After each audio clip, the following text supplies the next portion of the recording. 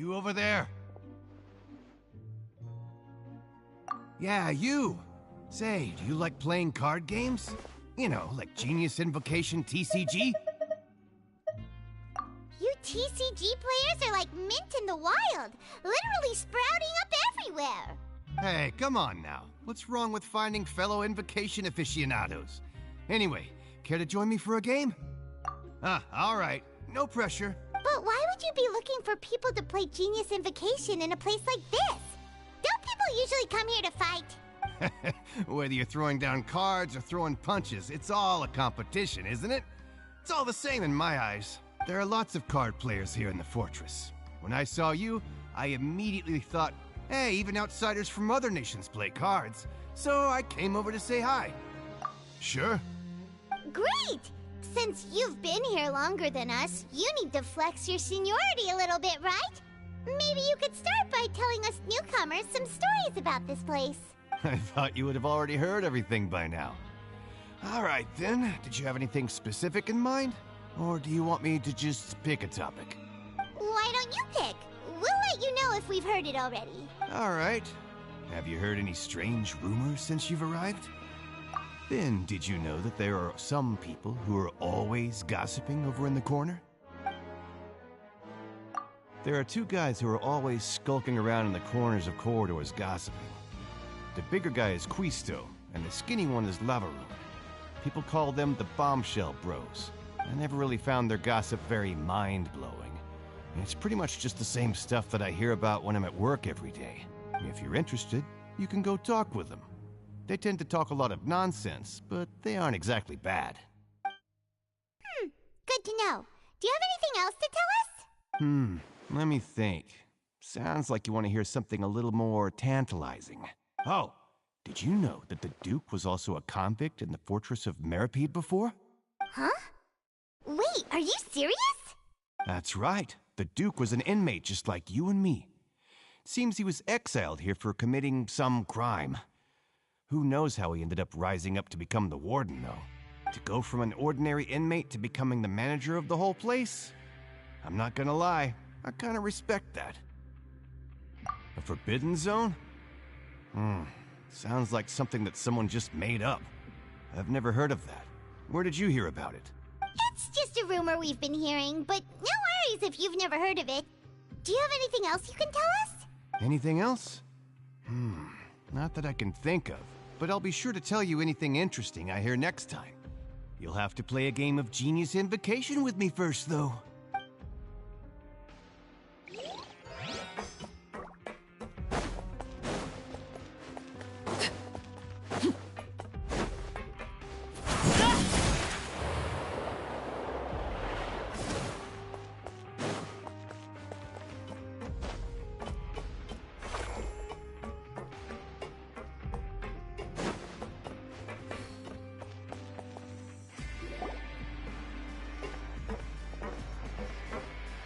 There's a group of people over there. Let's go listen in. So I said, that's not a faucet. Hey, who are you two? Why'd you come over all of a sudden? Oh, sorry for eavesdropping. Sounds like you were talking about something private. What's the matter? They're just looking to join in on our fun, that's all. Hey, don't pretend like it's okay for them to just interrupt us like that. Yeah, fine. You're lucky we don't mind extroverts that much. You hear that, Quisto? What nice! Your expressions tell me you're looking to hear some juicy info, am I right? But before that, it just so happens that I know you two. Really? Are we that famous? You're kidding. How often does anyone get a personal tour led by His Grace himself? Practically everyone was talking about it. Word has it that you also caused quite the kerfuffle. A little mistake, huh? I like the way you put it. You see, people with a good attitude can join our group anytime, unlike some of the others here. Your group? I'm Quisto, and this is Lavaroon. People usually call us the Bombshell Bros, but don't worry. We're not playing with bombs or anything. It's just that our information is always so explosive, and we blow minds on the regular. So, you two really like to gossip? Whew, you sure know how to embellish. No. You don't get it.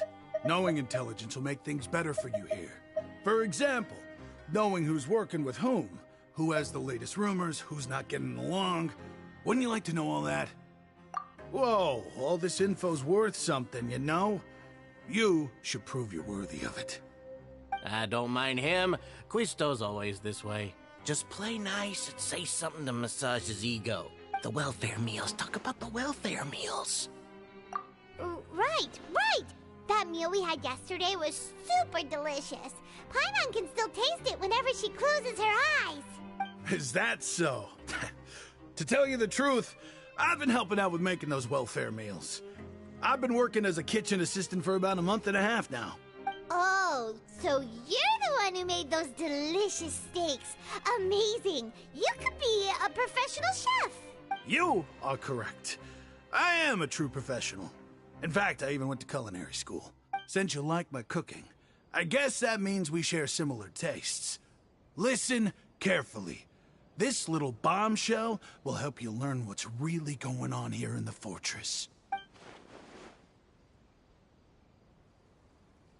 Listen, kids. The power structure within the fortress is quite complicated. The overworlders couldn't care less about us down here.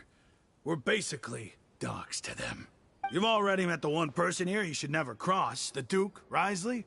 He knows more than you think. And if he doesn't care about something, then he often doesn't bother dealing with it. Those who have the Duke's attention get all kinds of special perks. Even better treatment in the infirmary. I know who you mean. It's that Jurier character, right? I don't think there's anything useful about him at all. Why does he visit the infirmary practically every day? Is it normal for anyone to be going in and out of there so often? If you ask me, he's just faking it to get out of work. But did you know that Jurier was a talented researcher from the Fontaine Research Institute before he came here? There's no denying that. I don't care if he was a researcher that could turn dirt into Mora. Once you're in the Fortress of Meripede, you're just another inmate like everybody else. Speaking of which, the last time I saw him, he was passing by in the corridor with Lorvine. I also heard they started arguing in the library and got into a fight, right? Guess that's just how terrible of a guy he is. You mean he hit a woman? Wow, I never imagined he was that bad. But that Lorvine's also quite the odd one, you know? She's always gabbing away, got into a fight with a man, and she also got sent to the infirmary. Come to think of it, I always see her going to the sickbay every couple of days, too. Wait a second. You don't think? Do you think could it be that they're secretly meeting there to go on dates? But it's really hard to imagine. After all, I do remember seeing Lorvine beat Jurier to a pulp that one time. And we might be overthinking things.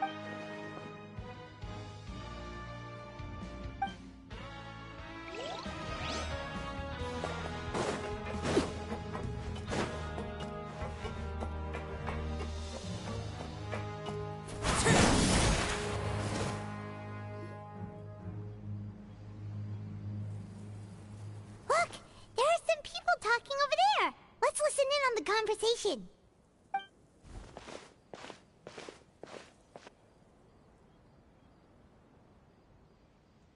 If you ask me, those pompous parasites on the surface act like they're all a bunch of aristocrats. Do any of them give half a hoot about a bunch of dogs like us? Hey, speak for yourself, mate. I'm no dog. Oh, you think you're special or something? If you're here, then you're just a convict like the rest of us. I've heard that even if you're released after serving your sentence, going back to life on the surface ain't any better. Once a criminal, always a criminal. We're marked for life. I don't buy that. Hey, how cool would it be if the whole world was destroyed by a giant flood and everyone had to start over from nothing? What kind of filthy bilgewater are you spewing? I have family up there. You best shut your sewer hole with talk like that. Listen, Things ain't so great on the surface, but who says that you have to leave? I've heard that you can still stay here and work even after you've served your sentence. Not bad if you ask me. Who wants to live in the ruddy overworld anyway? And what makes you think they'd want to hire someone like you? That's one of the great mysteries of the universe, how someone as useless as you is so confident. Whoa. Sounds like they're really unhappy about the overworld. Speaking of which, Paimon never heard anyone use the words overworld or underworld when we were living up there. Is it only something the inmates down here say? That's true. Okay, we've talked to just about everyone, and it's about time for us to go meet Linny. According to the card he left us, we should go meet him in the production zone.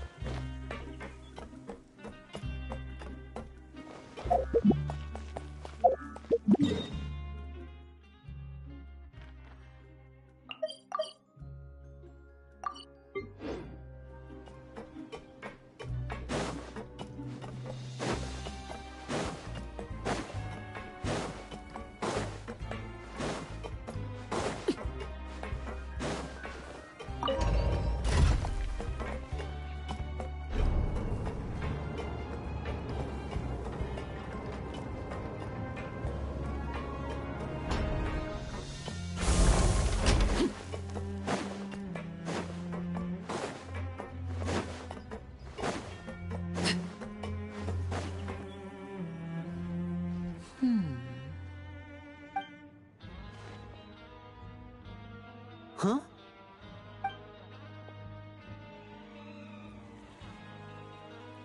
That look in your eyes. You found something? Hey, this is no time to be modest. Just tell him we found a boatload of information. Oh, as expected of the legendary duo, you have my full and undivided attention. Huh. I'd have never guessed that myself. The rumors swirling about this place are unreliable after all, and Master Child probably went missing because he found a way out. He is a harbinger after all.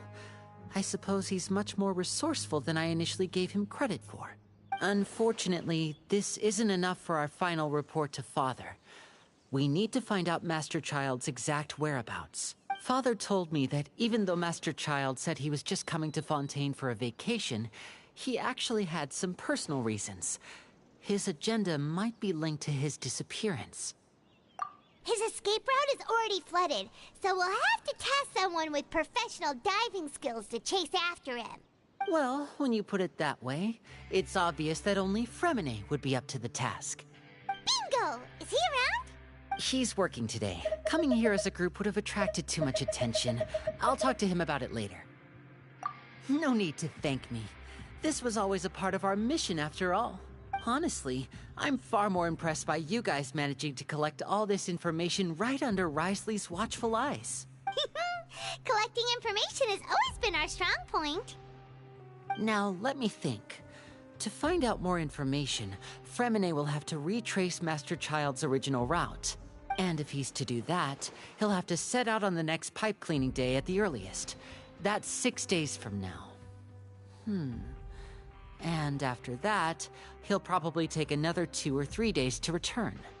You can even estimate how long it'll take for him to get back? We've been working together for a long time. We know each other's capabilities like the backs of our hands. Traveler, what say you to meeting here 9 days from now? We'll be able to pick up Fremine while we're at it, too. Oh, and there's just one last thing we'd like your help with. Though we can just sit back and wait for Fremine's report on Master Child's whereabouts, we still need to make more progress on the investigation of the Forbidden Zone. Fremine's no master of disguise. Lynette's still working on getting intel from the other areas, and I'll need to spend some time helping Fremine prepare for his diving mission. So, you are the only ones we can count on. What do you want us to do? Will it be hard? Well, I won't call it easy per se, but I think you'll be able to pull it off. Listen carefully. You'll need to find an excuse to get into the infirmary and investigate the room and environs. You've mentioned several sketchy-looking people always meeting at the infirmary earlier, so it probably has something to do with the secret we're hoping to uncover. You've already met the head nurse, so she'll be less suspicious of you. Investigate the internal structure of the infirmary and any active dealings within, and pass those on to me alongside anything else you're able to discover. But also, there's no need to take risks. Don't forget, safety always comes first. No, when it comes to intelligence gathering, I'd never consider you to be an amateur. Didn't you say it yourself? It's always been your strong suit. I'll believe anything as long as it comes from you. So, please prove your prowess to me once again. All right, then we'll head out as soon as we finish our prep. Let's go our separate ways for now then. Don't forget, we meet here again in 9 days.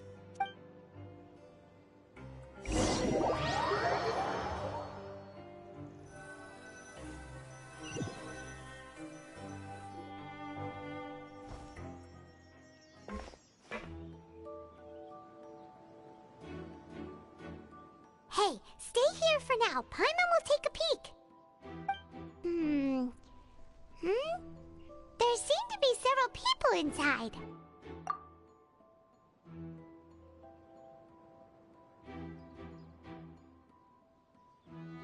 Right. I feel like it's not impossible.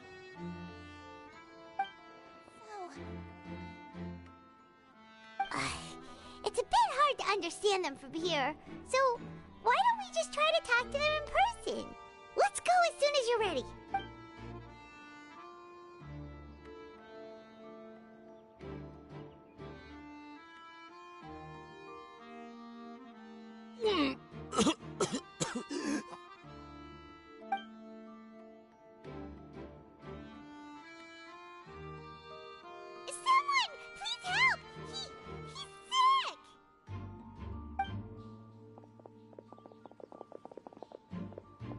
are you okay? Oh my! What's wrong, little one? There's no need to panic. Take a deep breath before you begin. The traveler started complaining of a stomachache, and then nausea, and then collapsed onto the ground. Paimon doesn't know what to do! Freezing limbs, twitching fingers, and pale complexion? Could it be poison? Let me take a look. Please, lie down over here. Don't worry, I'll get you to the bed safely. Here, hold on to my shoulder and walk slowly.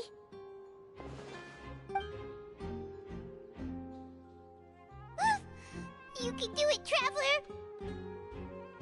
Don't apologize. You're sick after all. Now, please relax. I'm just going to do a preliminary checkup on you.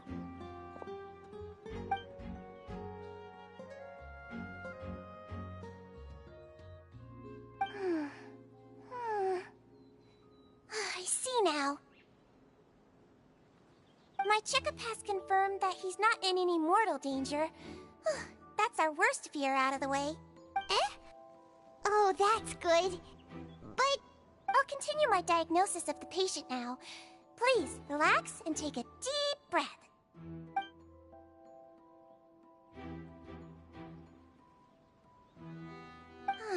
Don't sense serious damage to your organs either. Does it hurt when I press here? And here? Huh? But based on my initial checkup, there shouldn't be a problem here. Oh, how strange.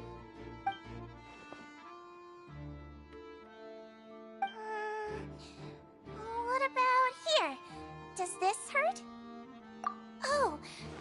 I understand. So that's what it is. I think you just ate something that disagreed with you. That's all. Nothing too serious. Outside of a pretty bad stomachache when it decides to act up. So that's what it is. Thank goodness it's not anything more serious. And there have been other inmates complaining about the food recently. I'll inform our head chef, Mr. Wolsey, of this problem as soon as possible. Congratulations! The health risk is incredibly low, so you should recover within a couple days. Why don't you take a rest here while I go get some medicine for you? Miss Levine, I'll have to trouble you to help me look after this new patient while I'm gone. Very well. And she hopped away just like that.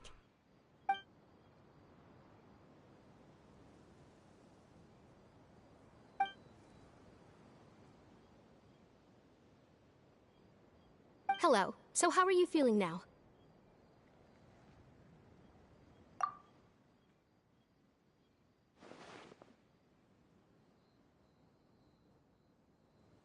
His stomachache's really bad. He was stumbling about the whole way here, so Paimon's really worried. If Miss Sijuin says it's not a serious problem, then there's no need to worry. She's the best medic we've got down here. But it also looks like she's the only medic you've got down here. Well, that's true. What do you mean, that's true? That's really misrepresenting the situation. Of course I can't speak for the whole fortress, but it's not like everyone imprisoned here is useless, you know? Though they may have committed crimes and gotten locked up here as a result, they still know a thing or two about medicine, and they help Miss Sijuin take care of the sick and injured. Yeah, you're right. But did you have to lecture me about it in front of another patient? Aren't you a patient too? Where did all your energy come from? That's correct. Sorry, I got a bit ahead of myself. Are you two also sick? We've been sick a while. I come back every once in a while for checkups, and to pick up the medicines Miss Sijuin prescribes for us. That's just the nature of chronic illnesses. As for her... you could say she fancies herself as Miss Sijuin's capable helper because she learned a bit of medical knowledge ages ago. Please watch your mouth, Mr. Jurier. Don't forget that you are the primary reason I have frequent heart palpitations. Hey, don't start arguing now. Please, keep it civil at least.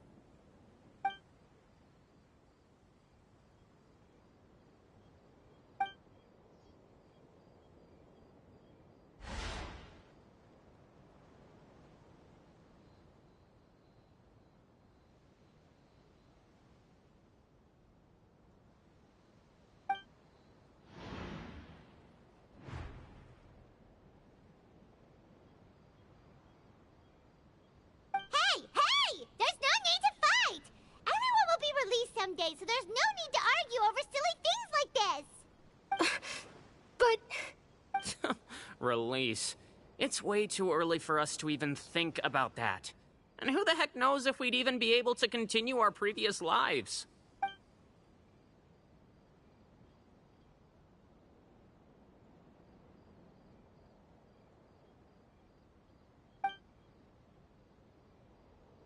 Please allow me to end this boring and useless conversation.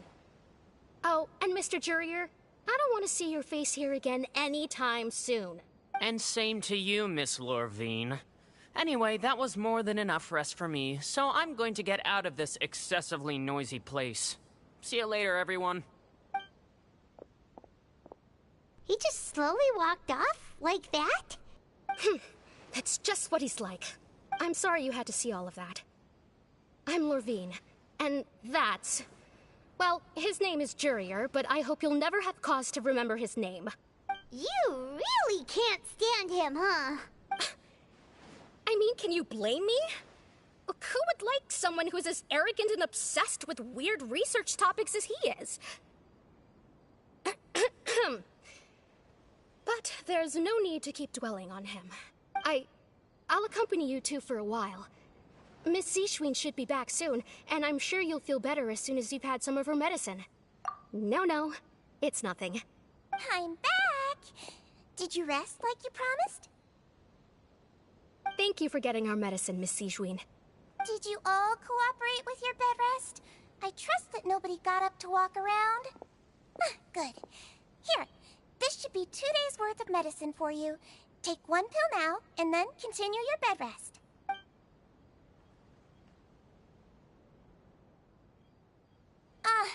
Miss Lorvine, I left in a bit of a hurry just now.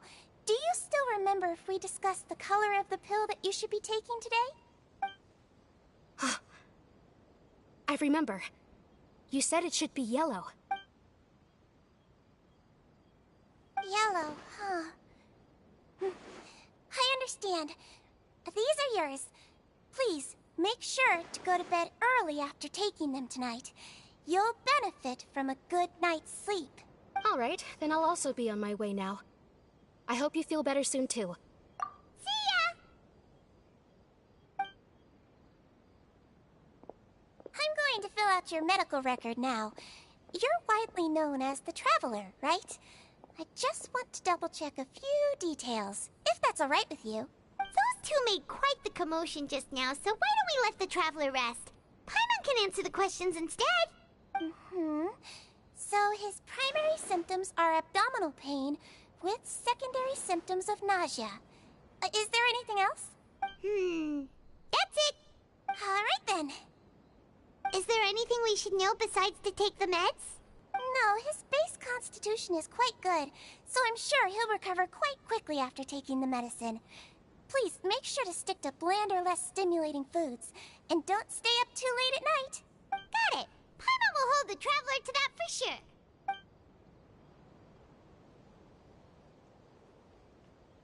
Oh, you're going to take a nap already? Okay then, you get some rest.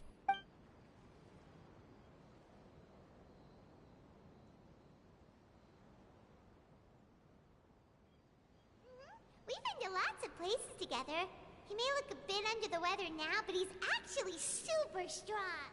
So you're the best of companions. Well, don't worry. He'll recover soon. Ah, you're awake. How do you feel? You slept for a really long time, but we never left. Well, now you can go back without a worry in the world.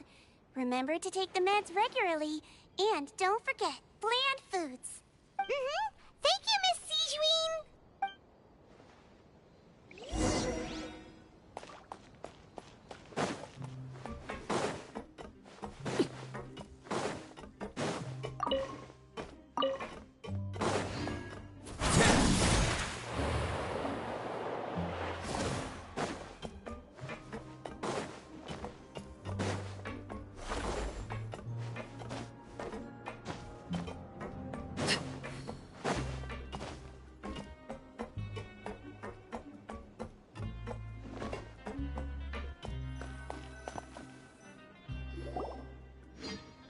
really are something. To be able to fall asleep like that and even sleep talk the entire time, you scared Paimon half to death!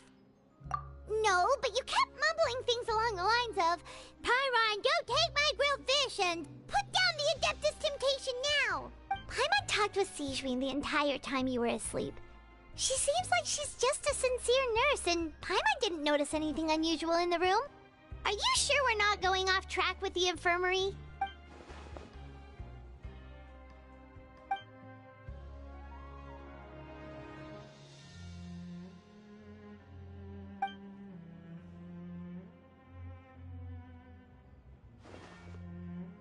Whoa! You really are super thorough. All those tiny little suspicious things that Paimon didn't even pick up on. We've got to give the info to Linny.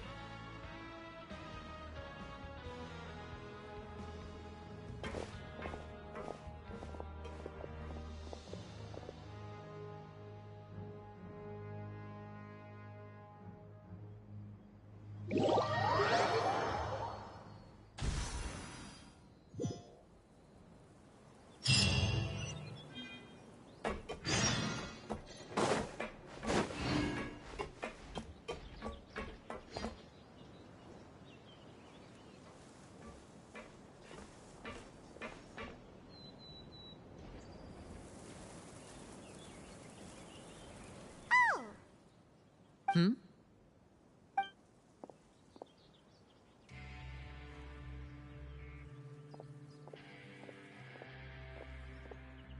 Did you two run into any trouble over the past few days? No, we just worked our shifts according to the schedule. Nothing weird happened. That's good. That means you didn't raise any suspicions when you infiltrated the infirmary. We've taken a look at the slip you've sent. Fremine successfully left the grounds via the pipes 2 days ago, and as of last night, Lynette has also infiltrated the infirmary after faking an illness. Wait, why is she getting involved as well? You already went above and beyond when you scoped out the infirmary. To put it more bluntly, even if we were to view that as something you did in exchange for Fremine's help, you've already done more than enough.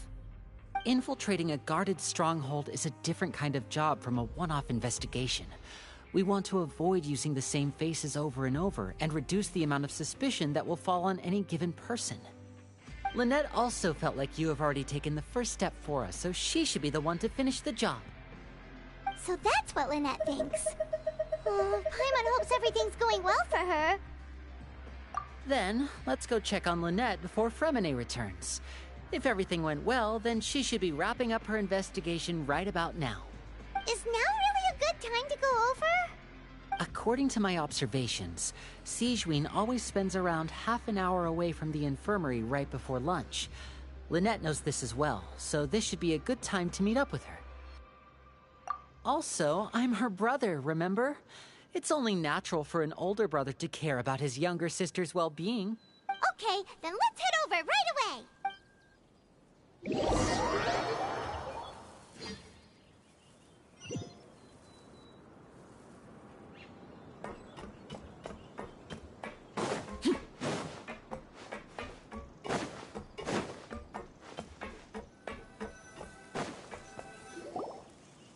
Lynette should be here right now. Huh. Strange. Lynette? As expected, Sigewinne isn't here, but why isn't Lynette here? No, Lynette rarely deviates from the plan. We agreed that if she were to make changes on the fly, she'd find a way to let me know. Unless... Let's see if there are any clues around here. We can look while we wait for her. Who knows? Maybe she'll be back soon. Okay.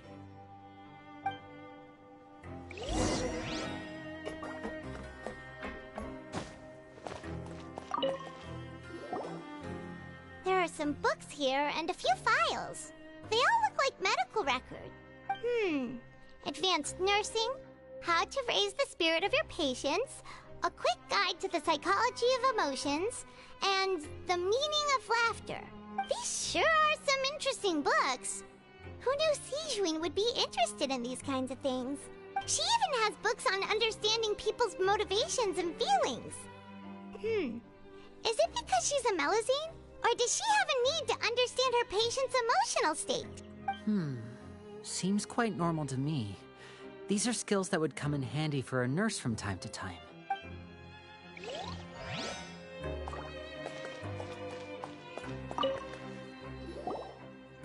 None of the beds have any signs of having been slept in. Except that one over there. That's the one Lynette must have used, right? You said she was pretending to be sick. She would have said her migraine was having a particularly bad flare-up. Generally speaking, the head nurse would then ask her to lie down and rest while she left to retrieve the medication. Which means either the head nurse didn't return the entire time from when Lynette laid down up until she left the bed, or the nurse intentionally left it this way.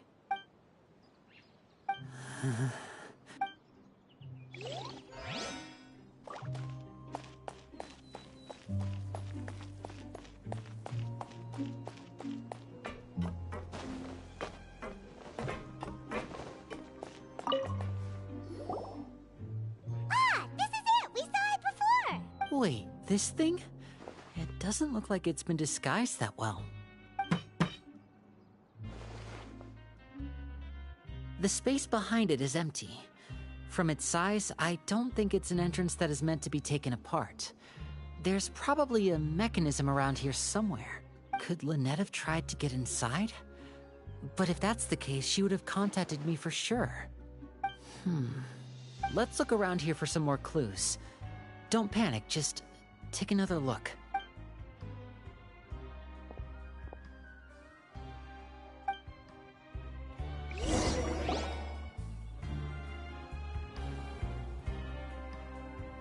Hey, you guys, there's a slip of paper over here! A slip of paper? It's right over here, and there's a bunch written on it too. It reads, "Out of respect for your usual practices, I'll use a piece of paper or card as the medium to pass on my message. You may consider this as me giving you my best regards." This is... Is that all? The back. This is... Show me! Now! That look on your face. Paimon's reading it now. Would you care to guess where Miss Lynette of the Fatui could be right now? No. Could she have... Is she already... Wriothesley. Did he deliberately leave the infirmary unguarded to use it as bait? Wait, you mean he was aware of our goals from the very beginning? But why? We didn't run into any trouble last time, and he also never reached out to us since. Yes, that is a crucial question. Wriothesley, he doesn't do anything without a clear goal or reason. So this means he had no concerns about your activities from the very beginning. You're not from the same camp as us. You were sent down here by Nervulet, so you have no conflict of interest with Wriothesley. We're a completely different story, though. I'd like to know that, too. Why did he only go after her? Don't panic, just think everything over. I have to stay calm. This is not like what happened last time. The situation's different now. Wait, you're right. Wait, but that means the fact that Fremine was able to leave the grounds. Could Wriothesley have let him go as well? But what does he gain by letting Fremine leave like that?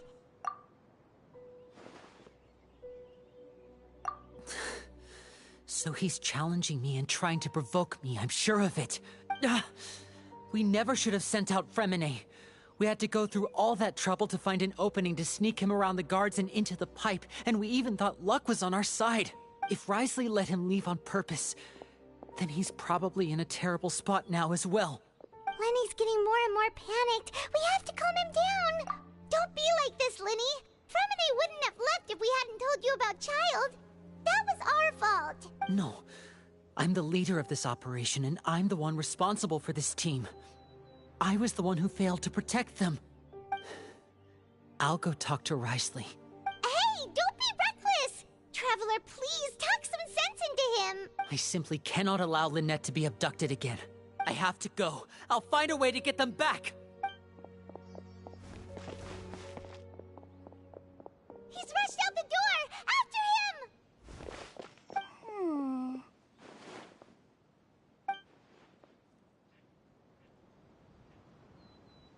Right. I feel like we still have some room to make changes on these details. It's not impossible, but it'll require extensive testing. Is that so? Very well. Then please be mindful of the time. Huh? Is someone? Pack everything up. Whoever's outside is eavesdropping. They'll probably come in once we stop talking. Someone! Please help! He's sick! Whoa, are you okay? These two. As expected, they've already found this place. Oh, they are quite sharp. What a delightful turn of events. I like smart people, but I also like playing dumb. I like the feeling of being trusted. Oh my! What's wrong, little one? There's no need to panic. Take a deep breath before you begin. Being able to read human expressions is quite the useful skill. Wait! Wait! It's no use to try to catch up to him. He's already out of sight. How is he so fast? Let's go head him off at Risley's office.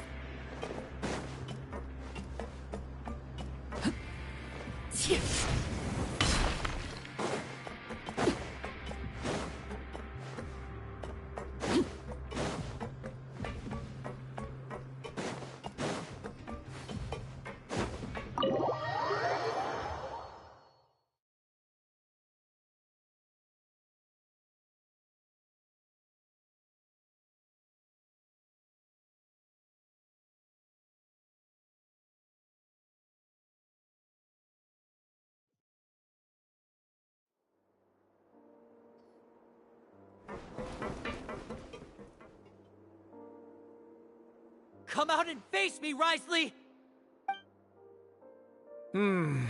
Aren't we at an administrative office space? Why don't you at least try to follow even a couple rules from the fortress's indoor management regulations? What did you do to my sister? I ran into the young miss at the infirmary. I'd heard that she was suffering from quite the migraine, so I decided to invite her over for a cup of tea. I do have some teas in my collection that can work wonders against such an illness. Stop joking around! Where did you take my siblings? I have also heard that your performances are quite the spectacle. Miss Lynette would sometimes enter a box filled with water, only to emerge the next second from another place altogether. Maybe she'll appear behind you right now if you were to turn your head. Is he trying to trick me into turning my head? No, he's probably not looking to attack me right now. All of the hostages are in his hands, and he's even in the mood for small talk. That means Lynette is probably still alive. You knew we were investigating the infirmary from the start, so you deliberately aroused the Traveler's suspicions and baited us into continuing our investigation, just so that you'd be able to kidnap Lynette. As for Fremine, no, you probably didn't even interfere with Child's escape. You let him go, so you could purge the Fatui members that we had planted into your ranks. There was no need to do so. The Fortress of Meripede is a pretty pleasant place. Most people enjoy their lives here. The only ones who act differently are those with personal agendas. It was quite easy to identify your colleagues. You removed our original members and spread the news of Child's escape so Father would assign our team to come down and investigate. Fremine has also fallen into your hands, right? If you're oh so omnipotent and so in control, why would you need hostages? One correction. Lynette is in my hands right now, but Fremine is not. He's not. What do you really want? Lenny! Oh, wonderful. Everyone is here, so I'll only need to say this once. Thank you so much for cooperating with me.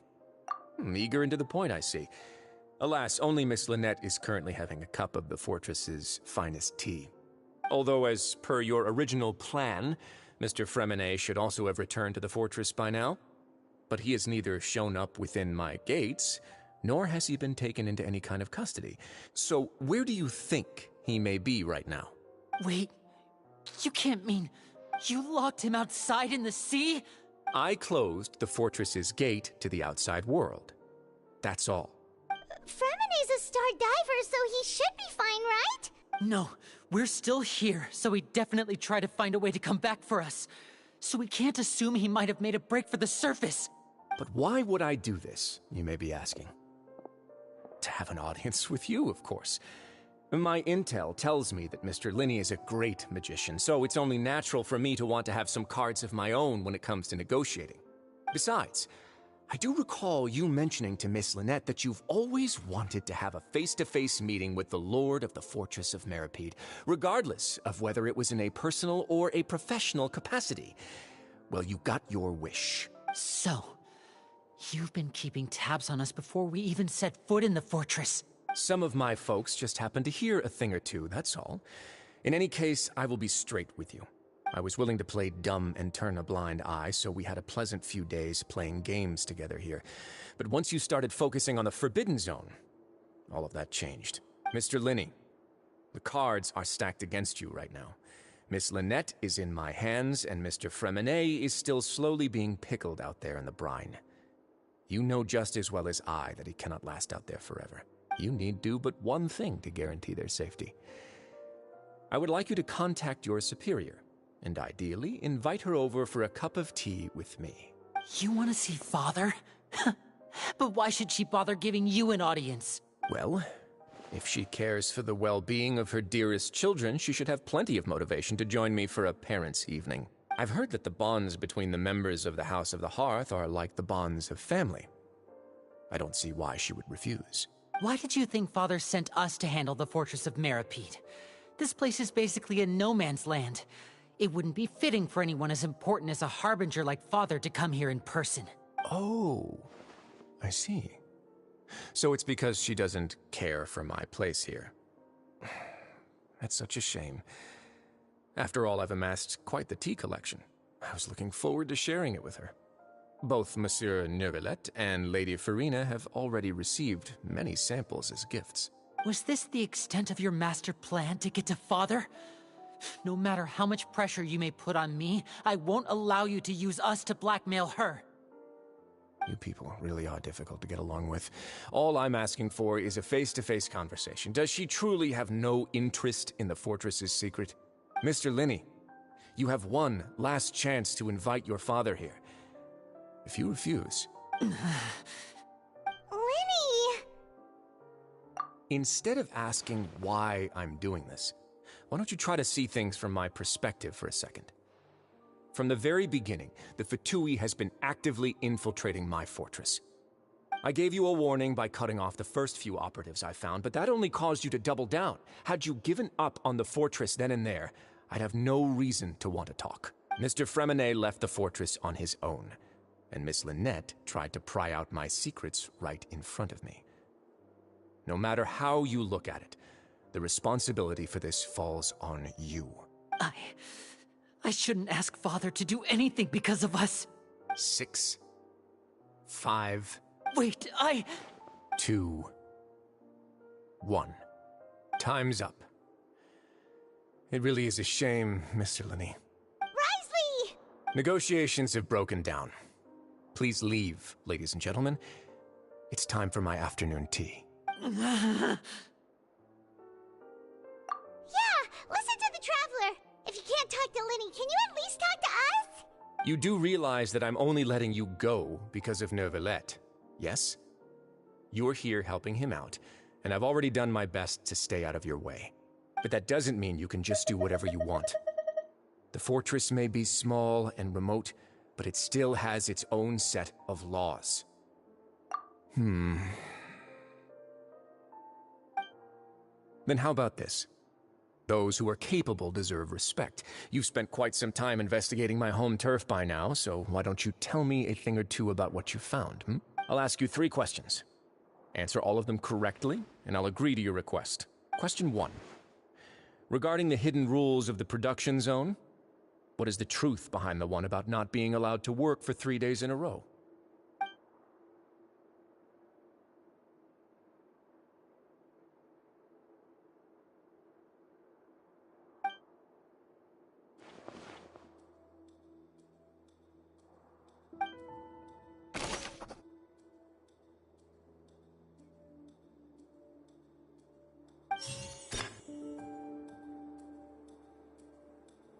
I've been told that the infirmary is always empty for the half hour just before lunch. The Fonta promoter has been struggling because he doesn't recognize the real value of coupons. Meanwhile, we often see Miss Sigewin observing the prisoners at work near the production zone. Fonta's internal report suggests that they're starting a new trial of an unnamed and unpacked. According to Collins, the Pancration tournament only took place because the Fonta company sponsored it. The company must want a return on their investment as well. The research notes said that the Melazine race perceives the world very differently from humans. As a result, the Melazines have also developed a sense of aesthetics that appears rather strange and alien to humans.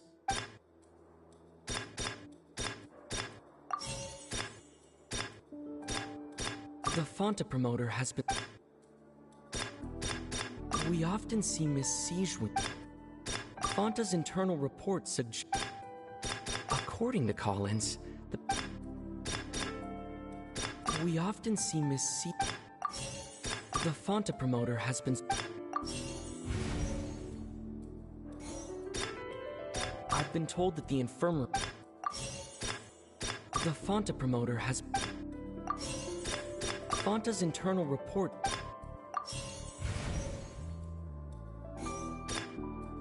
Fonta's internal report... Fonta's internal report... I've been told that the infirmary... The research notes said...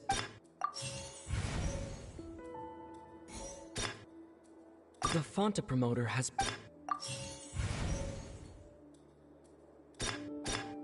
According to Collins,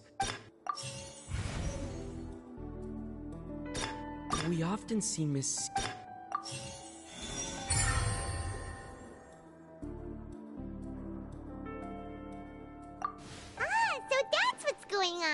Paimon understands it now.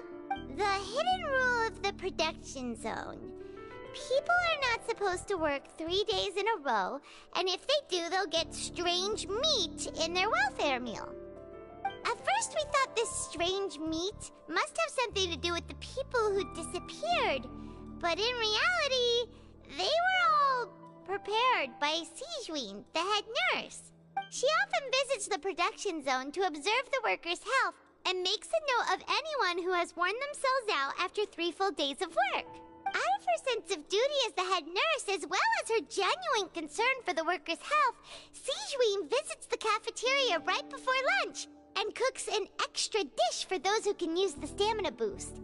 Sigewin has only the best intentions with her surprise gift and doesn't want anyone to find out about what she does.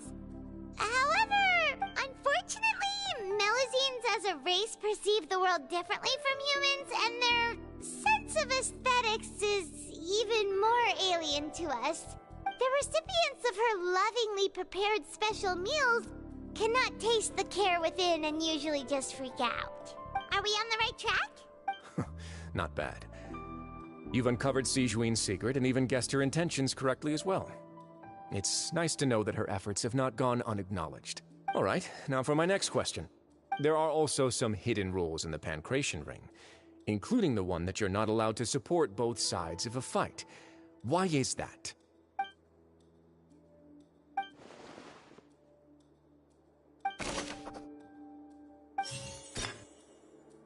I've been told that the infirmary... Fonta's internal report... We often see Miss Sigewin. The Fonta promoter has...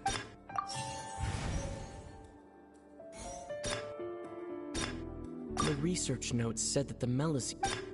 According to Collins, the Paimon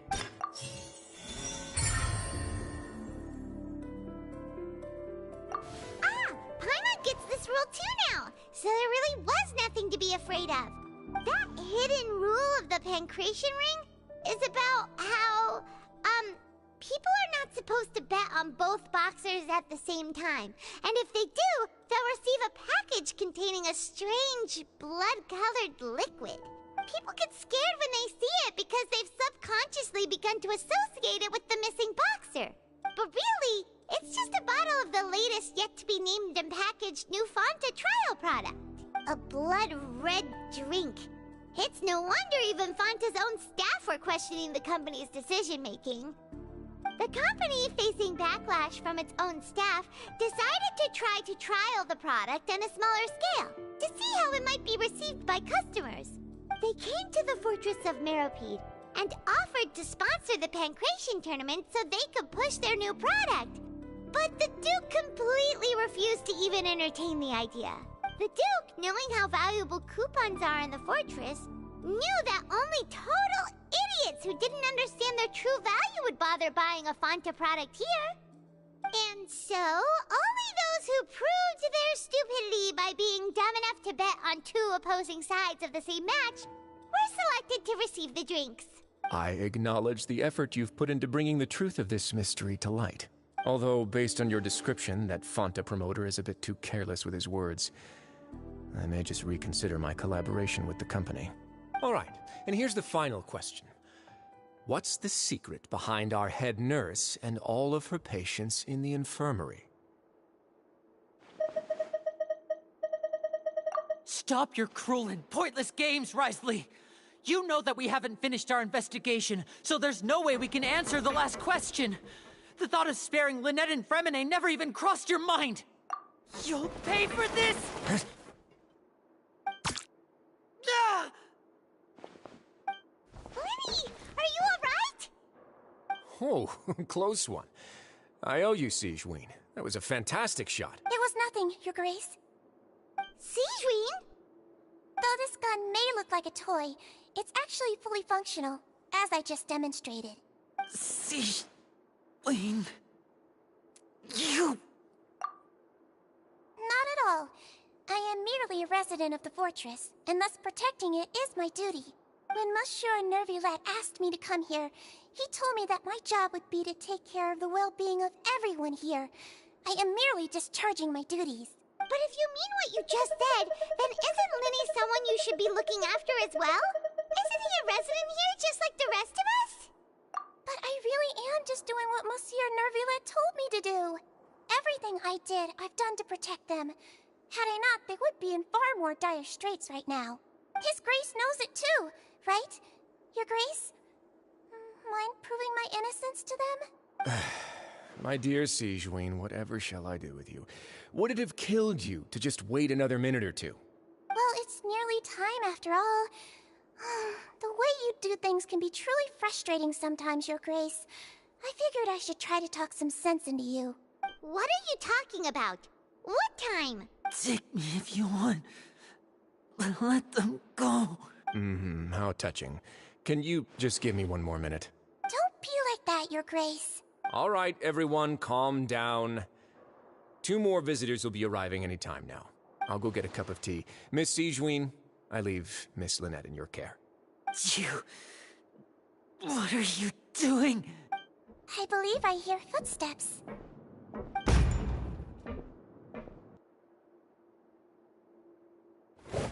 Some space, please.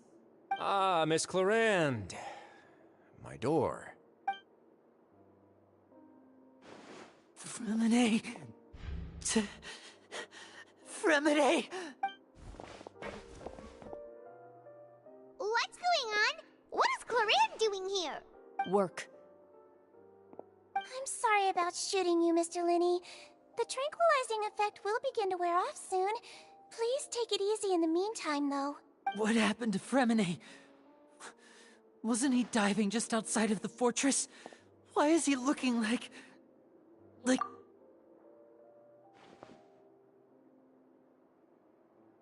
A flushed face, an accelerated pulse. He must have consumed primordial seawater. What did you say? Please, make some space. I'll need to give Mr. Fremine a more thorough checkup. Your Grace, I'll leave the rest to you. I'll talk to Clorand while you get Fremine to where he needs to be. Everything else can wait.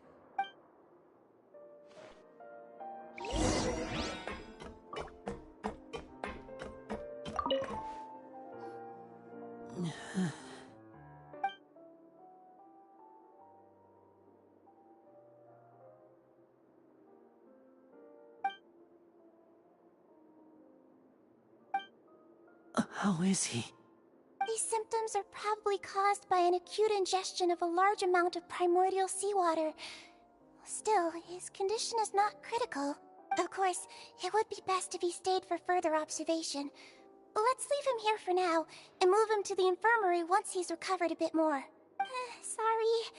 I am aware that the infirmary may not be your favorite place in the world at the moment. We do only have a single clinic in the fortress, however. Why would he ingest a large amount of primordial seawater after leaving the fortress? How could that possibly happen? Please, look after Mr. Fremine for the moment. I'll go fetch some medicine and a respirator. Oh, I'll bring Miss Lynette back with me. Where is she? How is she right now? Oh, she just took a nap in an empty room after I tranquilized her. If my calculations are correct, she should also be waking up right around now. You might not believe me, but His Grace and I actually made some snacks and tea for her.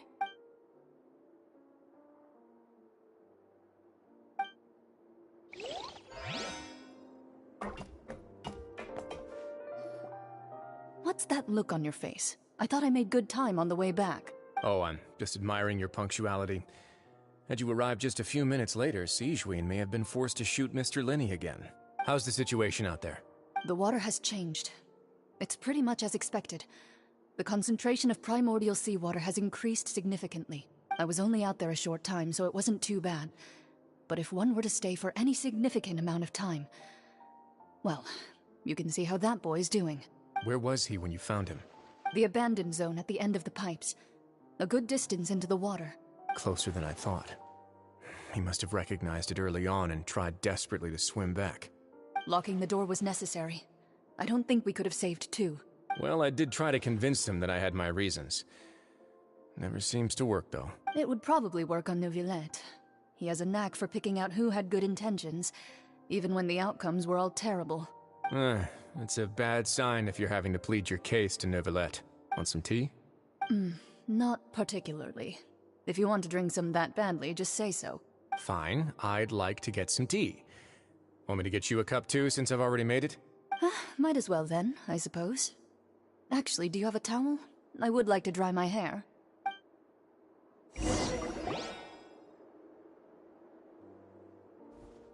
Linny, are you okay? I'll be fine. They're all here now. Don't worry about me. Are you sure? You don't look all right. My hands and feet are still a bit weak, but that's probably just the residual effects of the tranquilizer shot. I'm back, everyone. Lenny! Oh, Traveler, Paimon, you're here too. Fremine? Is he... He'll be fine. But for now, please help me lift him up.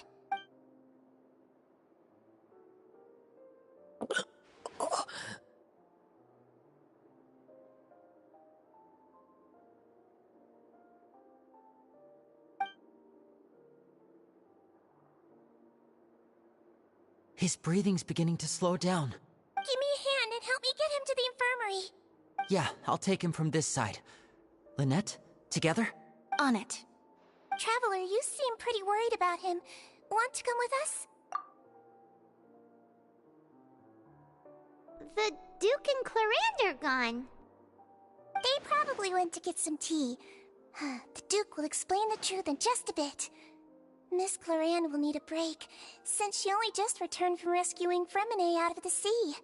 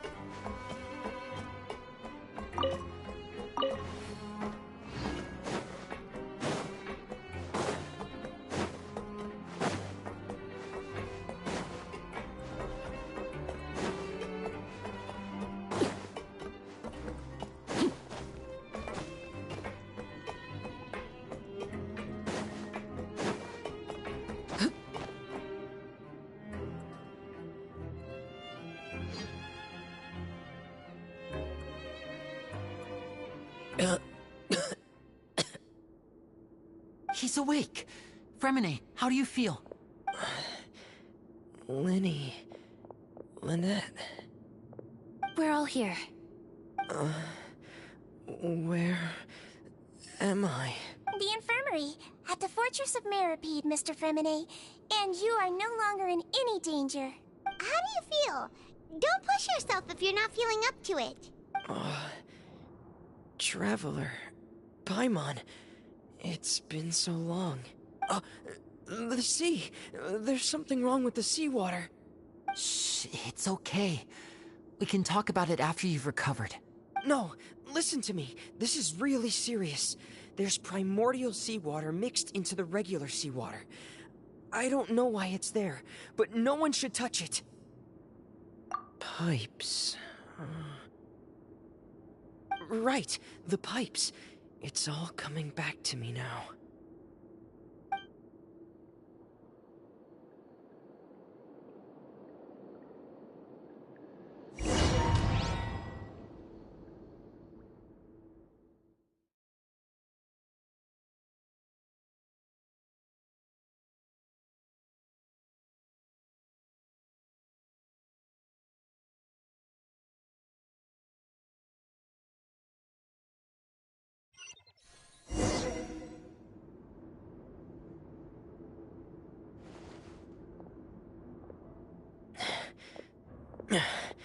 I'm in. Seems like this pipe hasn't been used in a long time. It looks abandoned.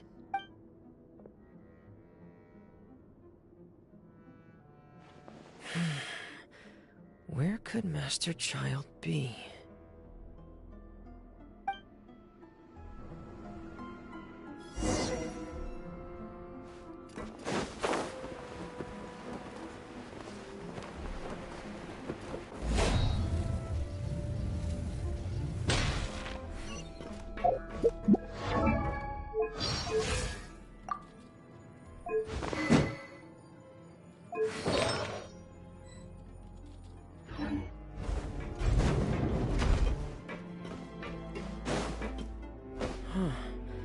This mechanism looks like it's been tampered with.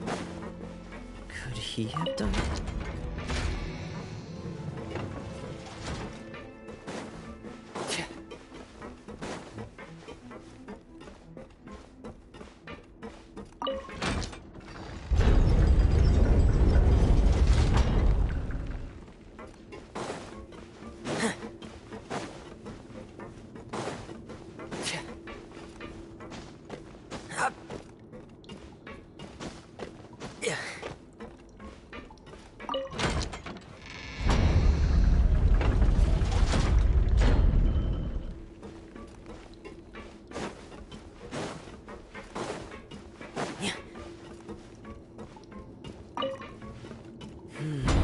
It's getting stuck on something.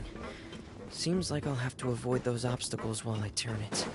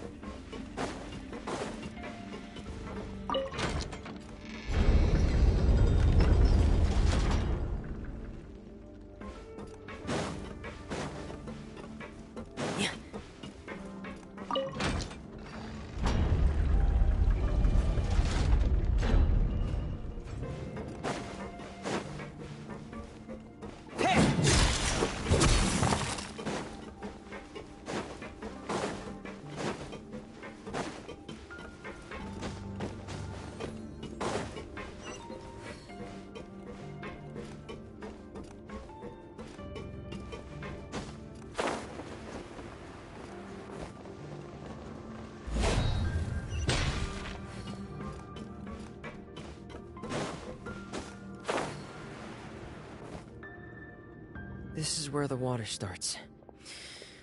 Okay. Master Child probably dived into the water. I'll go take a look as well.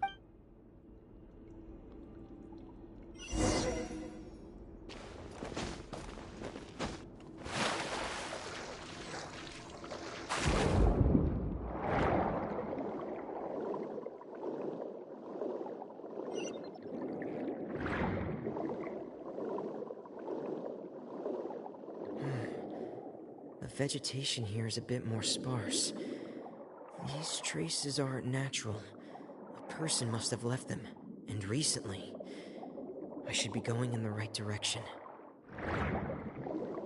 Oh, there are traces here too. I need to keep going. Huh? The traces are gone. But I don't see where he could have gone from here. Wait. What the? My heart is racing, and it's getting harder and harder to breathe. What's going on? No good. I have to get back.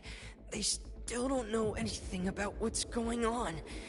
If I turn back right now, I should still be able to make it.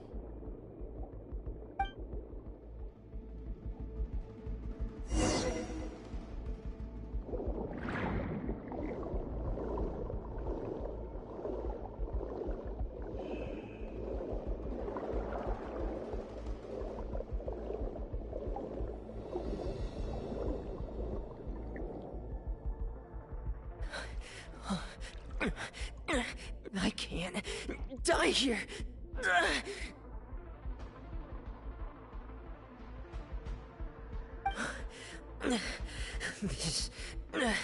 This is bad. I'm feeling worse and worse, and I'm still underwater. I have to push on.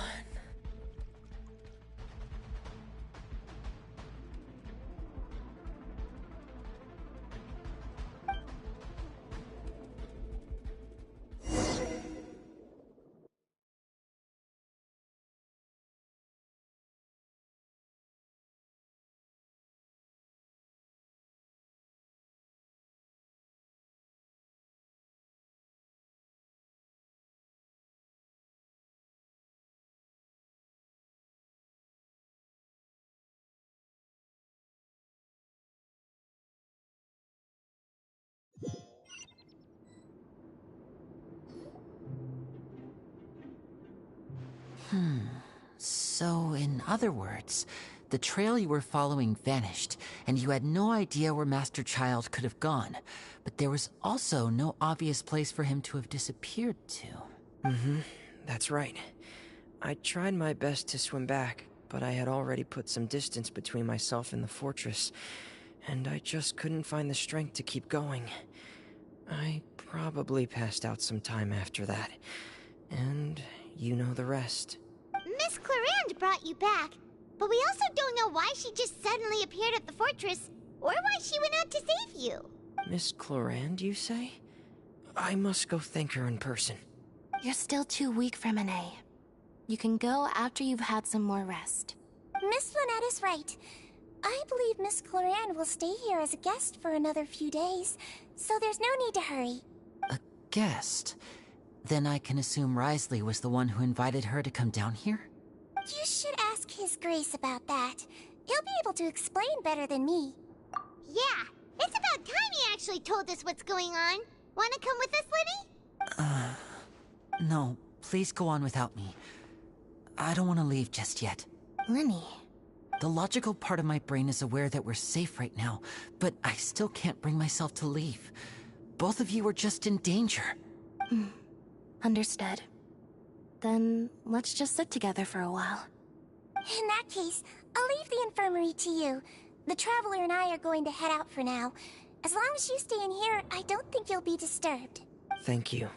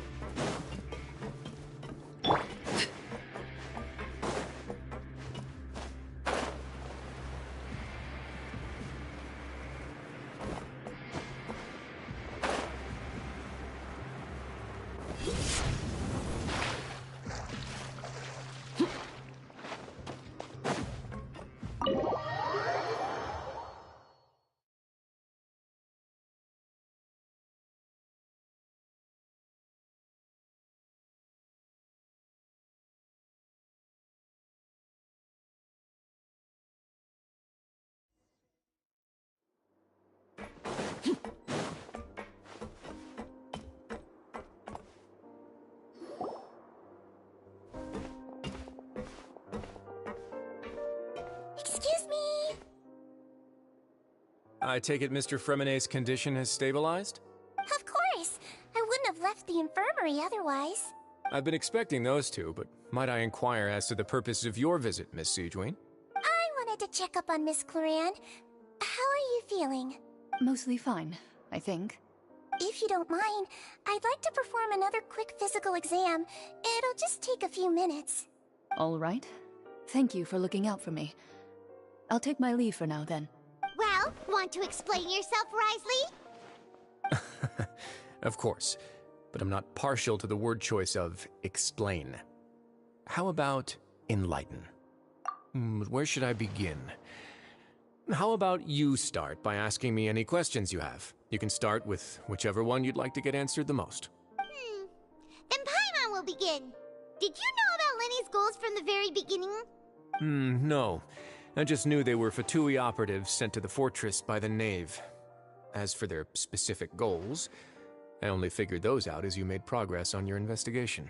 You managed to monitor and stay ahead of them even though you didn't know what they were trying to do? They came here with ulterior motives. I'm quite adept at discerning what that kind of behavior signals. Initially, I thought their goal was just to investigate Child's disappearance. Linny suggested that I had deliberately let him escape, but in truth, I didn't really do anything special to help or hinder him while he was here. Everything he did, from finding helpers to leaving this place, he did on his own. Of course, it's inevitable that the Knave would make a big deal out of her fellow Harbinger's unexplained disappearance. I'm also quite curious about where that Harbinger went. So I figured I might as well let the Fatui do their own investigative work. All I care about is the answer. So you were hoping Lenny's group would just do your work for you? You make it sound like that's a bad thing. Unfortunately, things didn't go as planned. I assume that Fremonet has told you already, the ratio of primordial seawater around the fortress of Meripede is on the rise. The Forbidden Zone has always been Lenny's target, and you got roped into that investigation after running into him. I began to intervene out of concern for your safety, and also to prevent the fortress from becoming entangled in more irksome matters. Are the rumors true? That you're also a former criminal? Why would you put it like that? Isn't staying here all day and serving as the manager of the fortress a kind of sentence unto itself? Another form of prison? I just happen to have some support from the rest of the inmates. That's all. Oh, right. Paimon wanted to ask, who invited Cloran down here? Me, of course. I paid her good mora to come down to the fortress for some field work. As a champion duelist, Miss Cloran could be considered to be an independent party. I needed to find an exceptionally capable person to help me get through the impending crisis. And saving Fremonet was part of that crisis? You can think of it like that, yes. Credit where credit is due, that boy is quite adept at diving. Had conditions not been as hostile as they were, he probably would have found the missing Harbinger already. That's not something you should be asking after. Neuvillette only asked you to investigate Child's whereabouts. All I need to prove to you is that the Forbidden Zone had nothing to do with the Harbinger's disappearance. That should be clear now that you've spoken to Fremonet. But we've already uncovered that there's something wrong with the infirmary, and we've answered a bunch of questions that you threw at us. Isn't it about time that you answer our last question in return? You make a compelling case. Do you really want to know the answer that badly? Yeah, Paimon really wants to know. Even if the truth may not be pleasant? Follow me.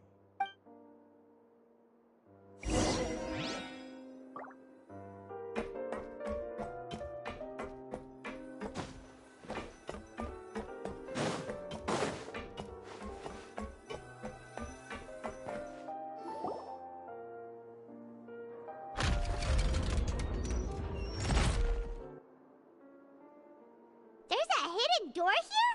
And a whole basement behind it? Huh. You're pretty good at hiding stuff, Risley. It seems you've forgotten just what kind of place the Fortress of Meripede is.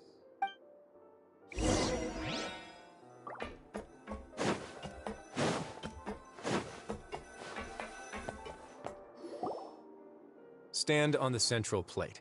Wait, is there a secret mechanism or... Whoa!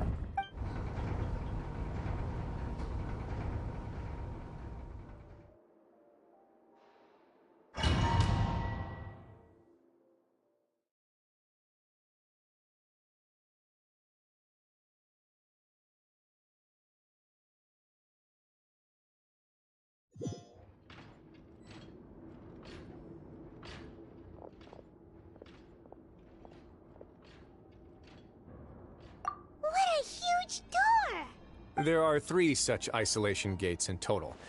Generally speaking, I'm the only one who's allowed to go inside. Hence the name Forbidden Zone. Am I correct to assume you're going to run on back and tell your little Fatui friends everything? Well, Paimon wasn't thinking of keeping anything from them. Well, I'd advise you wait until you've seen the whole truth of this place for yourself before deciding whether or not to tell them.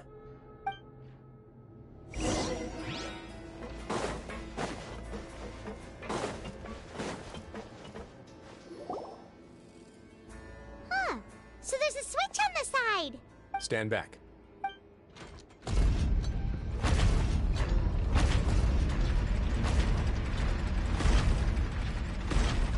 Whoa! They all just went up one by one. Go on, have a look.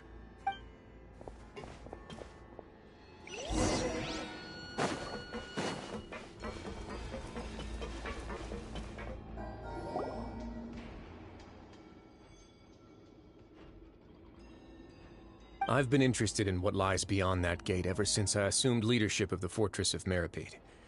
Of course, it would be unwise to recklessly open it, but it'd also be risky and negligent to simply ignore any potential danger that could be behind it. The readings on that dashboard have not budged since the day when I first laid eyes on this place. But over the past year, the needle has crept upwards from its original position, likely because some parameter it's been tracking has changed, if only infinitesimally. Normally, I would have ignored it, but I happened to have some free time when I noticed it, so I investigated. Any guesses what the reading could be tracking? Very reasonable guesses. I've considered both of those as well. Unfortunately, our dashboard is tracking something less ordinary. The temperature should vary with weather and climate changes, so for something that rarely shifts, the water pressure is more likely. We ran a few tests to increase the pressure from the outside, but the readings didn't change at all. Later on, a few more possibilities occurred to me, such as a potential connection with the primordial sea. I began to make a few preparations based on that hypothesis. Over the past few days, the needle has moved again. With that, and the symptoms that Fremine displayed after leaving the fortress, I can now confidently conclude that the readings represent the concentration of primordial seawater. The concentration of primordial seawater? But we're already under the sea! And that is precisely the problem. We're at the bottom of the sea, and now we're surrounded by toxic seawater. Somehow, primordial seawater got mixed in, and the concentration is steadily rising. Yes, that's very likely. But forget about the two of us. Not even Novelette knows where the primordial sea could be, much less where we could find and plug a leak. Oh. Oh! Seems like you've figured it out. I believe the primordial sea lies directly beneath this sluice gate. For some reason, the primordial seawater levels have risen significantly, and it's now very close to us. The indicators are now red. Although the gate still stands, some primordial seawater has already leaked out and mixed into the sea around us. If this continues, soon it will no longer be able to hold back the primordial sea at all. Yeah, you know what the legends say. If this place falls, then everyone in Fontaine will be turned into puddles in the span of a night. But that's just too weird! Why would the Fortress of Meripede be built right above a sluice gate for the primordial sea? Who built this place anyway? Your expression tells me you think this might be part of a vast, complicated conspiracy. To be honest, you might find the actual answer may be exceedingly boring. It's just that the secret of the Forbidden Zone had been long forgotten by the nation before I rediscovered it with my research. There's no single founder of the Fortress of Meripede in any traditional sense. What we know about its history has been left to us by the people who used to live here. When the previous Hydro Archon, Egeria, ruled the land, all convicted criminals from Fontaine were exiled. The people drove the criminals away like a wolf pack chasing away the banished. The criminals received no sympathy of any kind from the people. They were exiled to the desolate seaside, where they experienced only pain, struggle, and the bone-chilling cold. Some of them began to repent, and prayed to the Hydro Archon, asking if there was still anything they could do. The Hydro Archon took pity on them, and said, "You may go guard my secret, deep underneath the waves." And so, leaning on the power of the Hydro Archon, They gathered underneath the sea and began to build a fortress. They became a community down there in the deeps, and over the years helped it to grow. As the number of exiles increased, more and more people joined the community. When the first group of exiles died, they left the yet unfinished fortress to their successors. The Hydro Archon continued to lend her support, allowing the fortress and what it stood for to continue growing ever larger. Before long, this dark underwater fortress became the sinner's only home. And with that, the people here stopped referring to the fortress as a prison. They saw themselves as repenting sinners who would regain their freedom once they had sufficiently redeemed themselves. But as time went on, people also realized that the fortress was a lonely place. Once they had gotten used to life here, they could no longer feel comfortable living in the overworld. Once they had finished serving their sentences, some people left and some others chose to stay.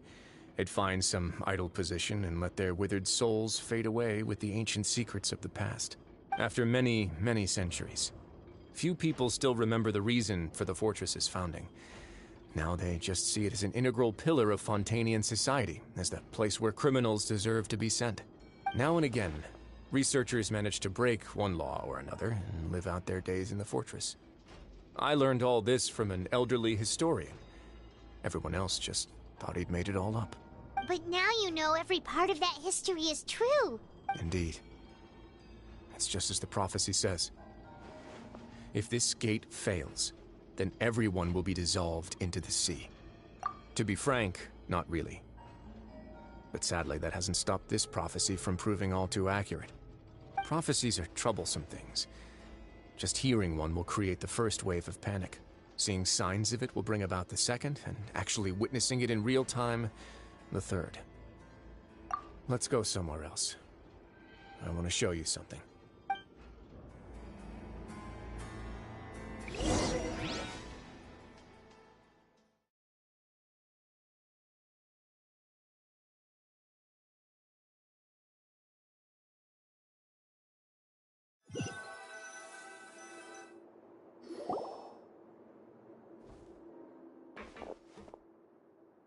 Your Grace, perfect timing. The results from our last round of experiments have... Wait, Jurier, he's not alone! Huh? Lorvine and Jurier? No need to panic, you two. I've already told them about our plan. What? After you warned us not to tell a single soul about any of this? I'm skeptical as well. Are you sure they are trustworthy? The results speak for themselves, don't they? These two may already know more than you could ever imagine. All right then, if Your Grace insists. They seem harmless enough, so I'll trust them for now. How about some reintroductions? This is Jurier, one of the highest-ranked researchers from the Fontaine Research Institute. He used to work under Edwin. I trust that you've heard of Edwin? Good. Saves me a bit of time explaining. Edwin's main areas of research were archaeum and gravimeters. As his assistant, Jurier is quite familiar with them as well. I hired him to be my technical consultant. You want to blow up the fortress of Meripede? Ah, what a lovely idea. I'm already imagining it in my head. Gotta admit, I'm tempted as well. Guys, focus! Focus! That taskmaster over there is Miss Lorvine, and is also one of my technical consultants. While Jurier used to be Edwin's assistant, she used to be Jurier's assistant. Ooh, are they together? See, everyone keeps asking this question. Are you too sure you're not a couple and just using your work as a convenient cover? Your Grace, I am not in a relationship with this man. If I dated her, I'd officially be madder than Edwin. Jeez, forget I said anything then. Follow me. Whoa, there's another door that goes right up. Your constant amazement makes it seem like the fortress can do anything.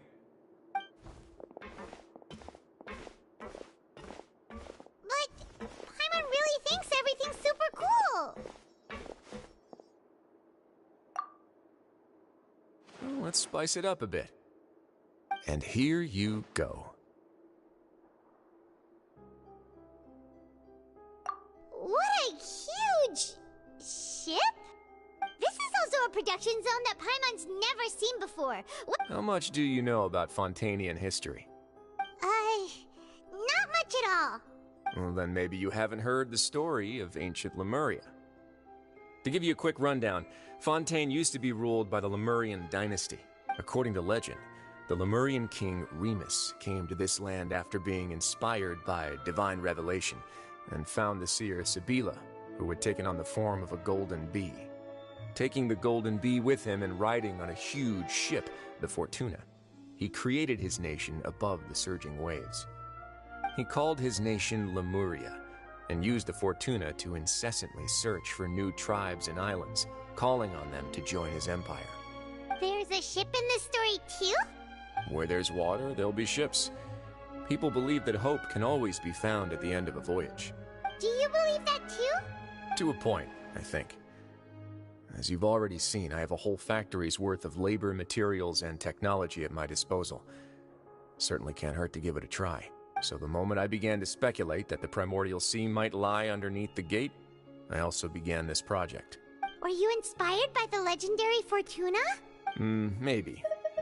Fontainians need something to hold on to cope with the impending disaster. Were the workers to find out the truth behind this ship, riots would destroy the fortress faster than any catastrophe. As the fortress's administrator, I'd never make such a reckless call. Alright, that's enough talking for now. I'll need another 3 cups of tea to soothe my throat. Do you have any other questions? Seems like you're good. Come on, I'll take you back.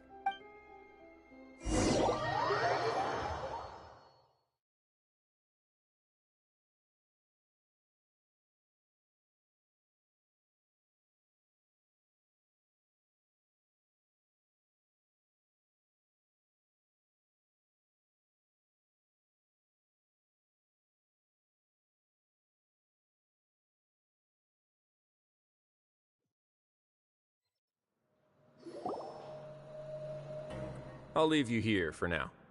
Oh, thank you so much. No worries. But don't forget, it's up to you whether or not you want to share what you just saw. What you do from here on out will likely affect those 3 as well.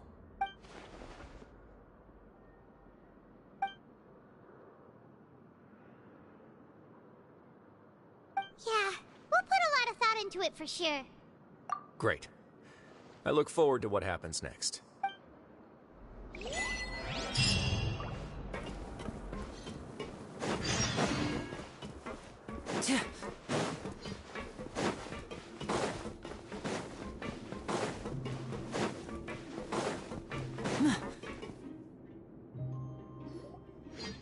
back! Welcome back. Do you want a cup of tea? How can you be so much like Risley, always drinking tea? Huh. Actually, now that you mention it, I just remembered something now. While I was sedated, I could still barely hear 2 people talking next to me. They were discussing everything, from the leaves to the water and even the teacups themselves. Must have been Risley and Sijween. Yeah, I heard 1 male voice and 1 female, so it should have been the 2 of them. They really were just talking about brewing tea. I really can't make sense of this place. So, Traveler, Paimon, were you able to learn anything from Risley? Yeah, he explained everything. Very well. Then, would you mind checking your answers against my speculations?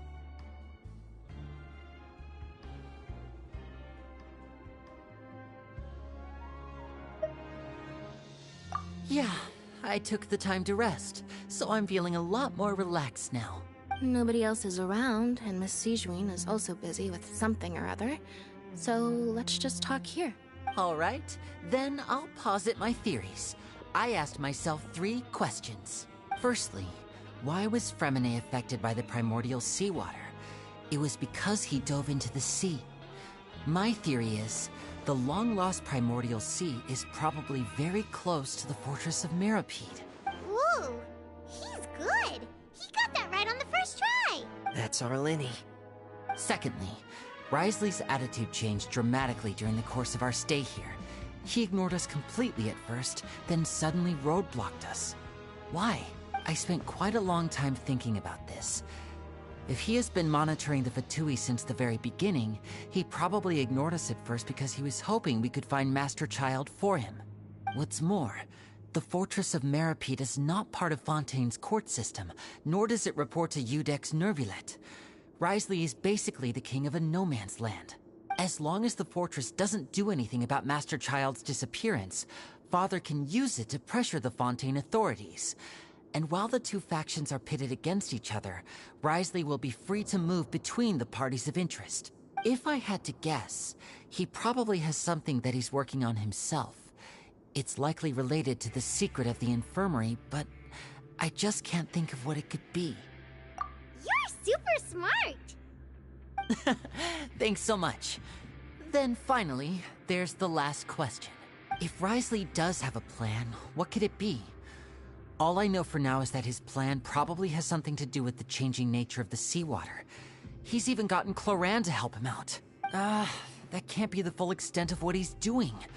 There's probably a secret passageway behind the block in the infirmary, and there's something big in the fortress that most people here never get to see. He has a bargaining chip, and it could be important enough for Father to deal with him directly. I don't have enough information, so I have no idea what his chip might be. But let me guess. You have the last piece of the puzzle.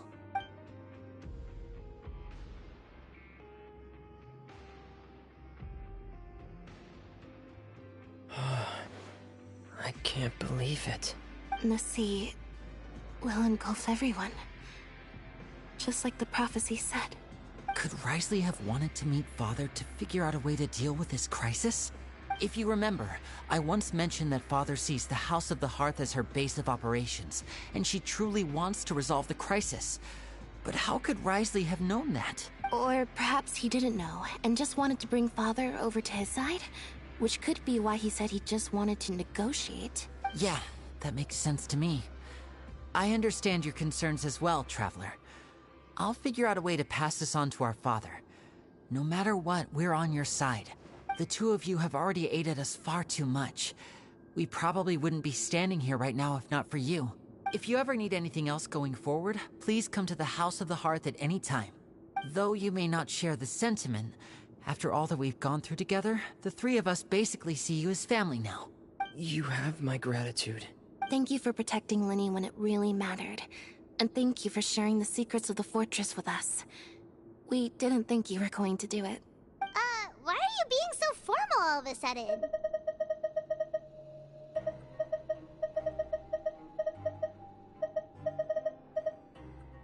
Given your strength, you might not need our help at all. But if you are ever in danger, we will try our best to protect you. Aw, the sound of that makes Paimon feel all warm and safe inside.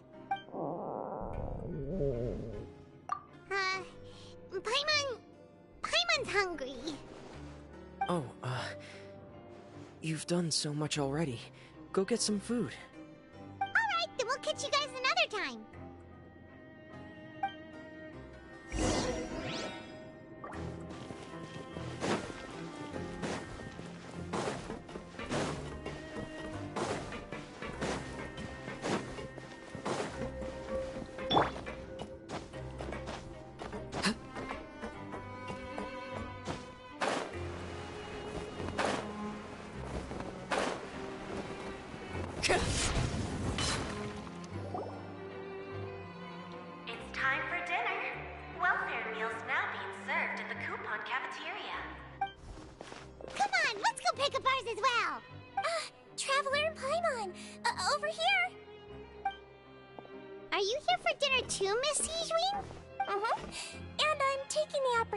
To prepare Miss Cloran's dinner as well.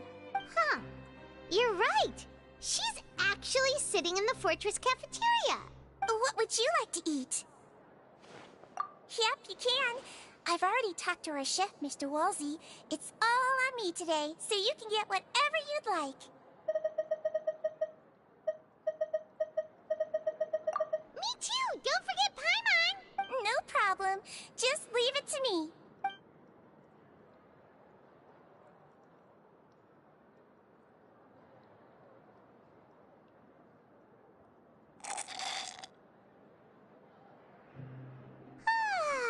So delicious. Is this how it feels to be freeloaders? wait a second. We did do plenty of work after all. Feeling full yet? How's the food? Delicious. I'm so glad to see you all so happy. Oh, see, the expression on your face just now? The muscle here just moved, which suggests that you're feeling quite relaxed at the moment. Sigewinne, do you do this to help your patients or to better understand human beings? A bit of both, I suppose. I'm a Melazine, which means I'm very different from human beings. I must know what you're thinking if I want to take good care of you. You're really good at taking care of people. Even though you're so short, you still talk and act like an older sister. Really? You're reminded of an older sister? That's great to hear. Oh, and what did you mean back in Risley's office? When you said that you were protecting Linny and his siblings as well? Oh, that. I just asked His Grace to look out for those children, especially that diver boy. I was getting a bit worried after hearing that something was wrong with the water. Thankfully, Clorand is very strong and managed to save him in the nick of time. His Grace also sealed the pipes after Clorand left, to make sure that Linny wouldn't impulsively chase after his brother. Although the path was blocked, we still stationed some guards there to stop anyone from approaching. They were instructed to only open the door once Miss Clorand had returned. Oh, and I was keeping an eye on Mr. Linny as well. We had to press him, but we couldn't allow him to be in any real danger. You were all super considerate and really thought everything through. It's just what we do down here at the fortress. At least this has been His Grace's style for as long as he's been the leader. Oh, I really wish Monsieur Nervuli would come down here more often too. I feel like he'd like it here, with all the darkness and chaos. Get a good night's rest, you two. You've both worked very hard.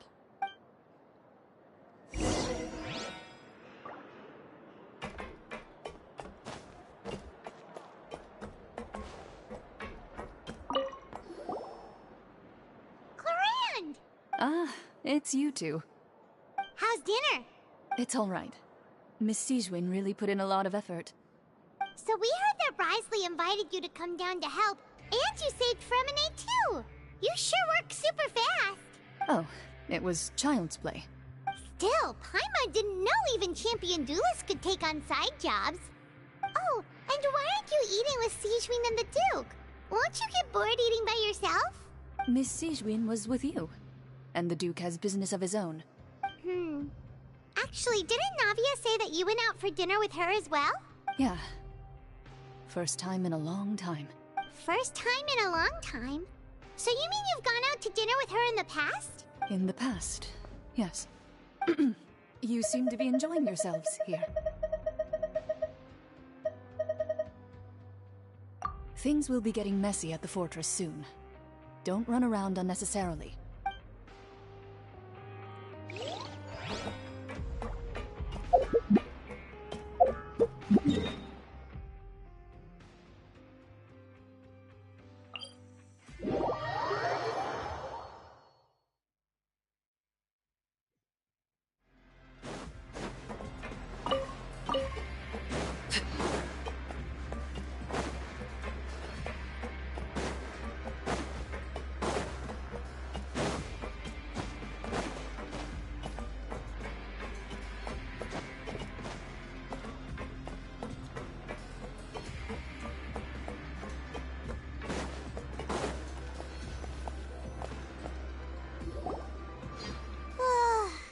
Has happened.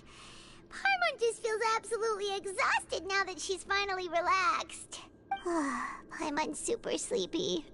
Are you sleepy too?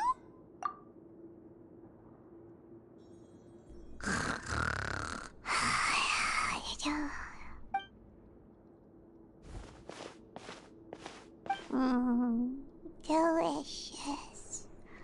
Paimon wants seconds for free.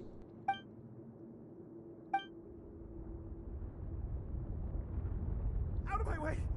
Get out of my way! What happened? Why is everyone running? No idea, but something must have happened. Stop asking! Who's yelling? Paimon still wants to sleep.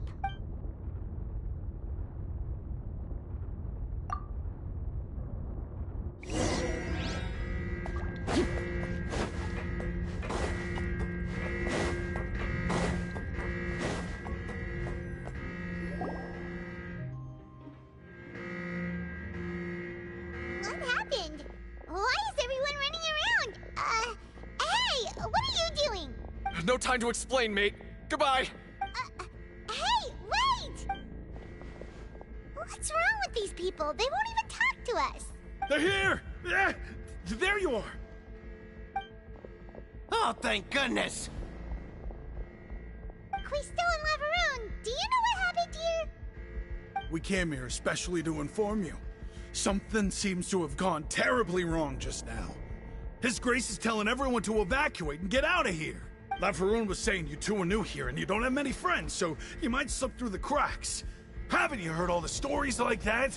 An evacuation is successfully completed, yet you only find out once you do a head count that 1 or 2 people are missing. Wait, weren't you the one who brought that up? Why is it suddenly my idea? Hey, shut up! Okay, whatever. The point is, you should come with us. Yeah, he said to get as far away as possible, upwards and outwards.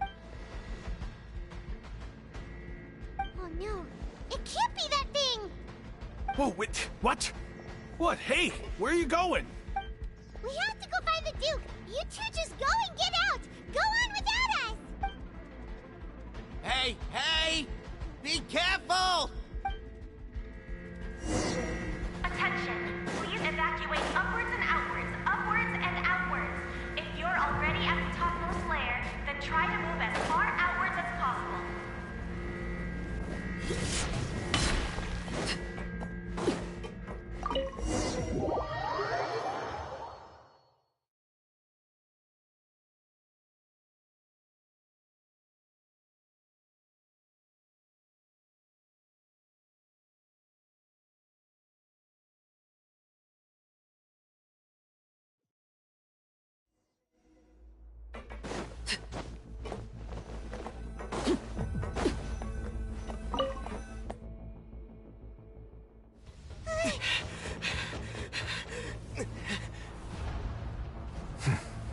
They're here.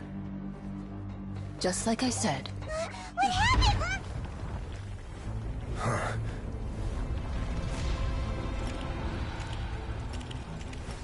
You're just in time. But be ready to run.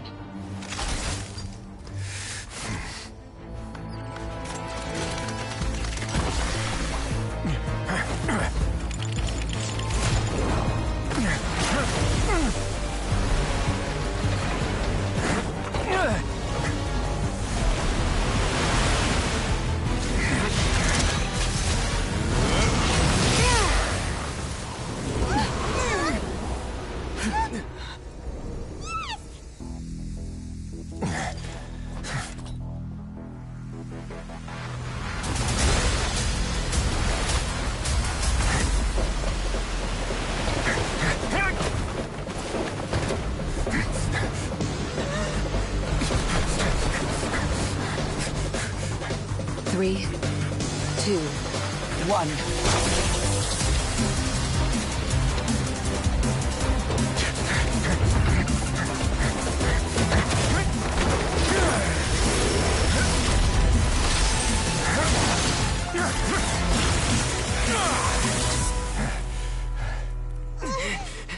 This won't hold it for long. Find Neuvillette.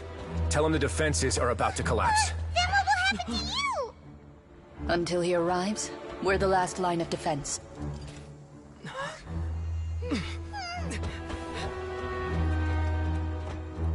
The gate. How long do you think it'll hold? That depends on us.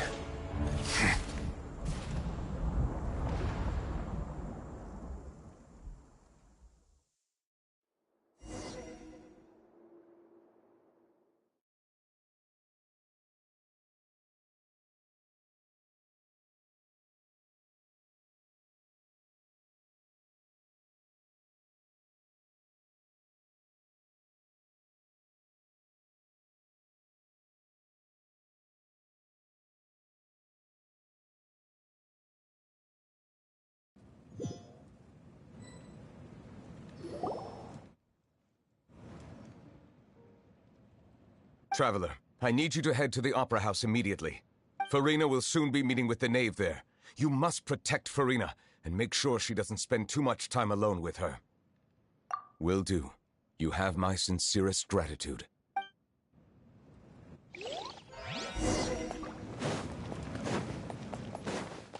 Look!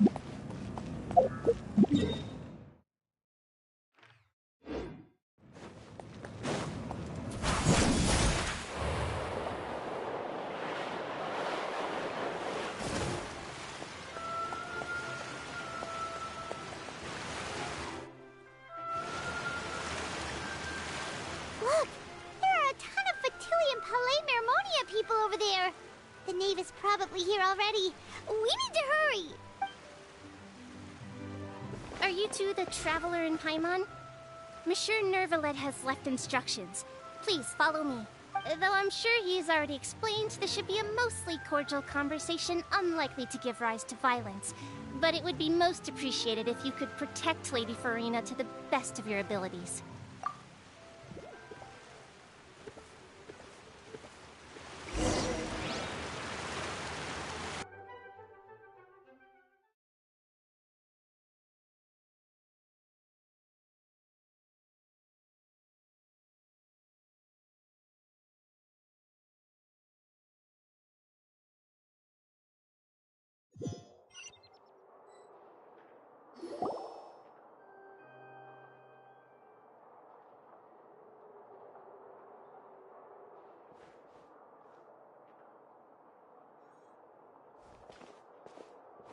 Oh, so you two are the honored guests Miss Farina mentioned. Of course, of course! How could they not attend a meeting such as this? I must always have 2 or more guests at my dessert table. Otherwise, the occasion would be too lonely and unbecoming of my station. It is my pleasure to make your acquaintance, traveler. I have heard much of your accomplishments. I am the Knave, one of the 11 Fatui Harbingers.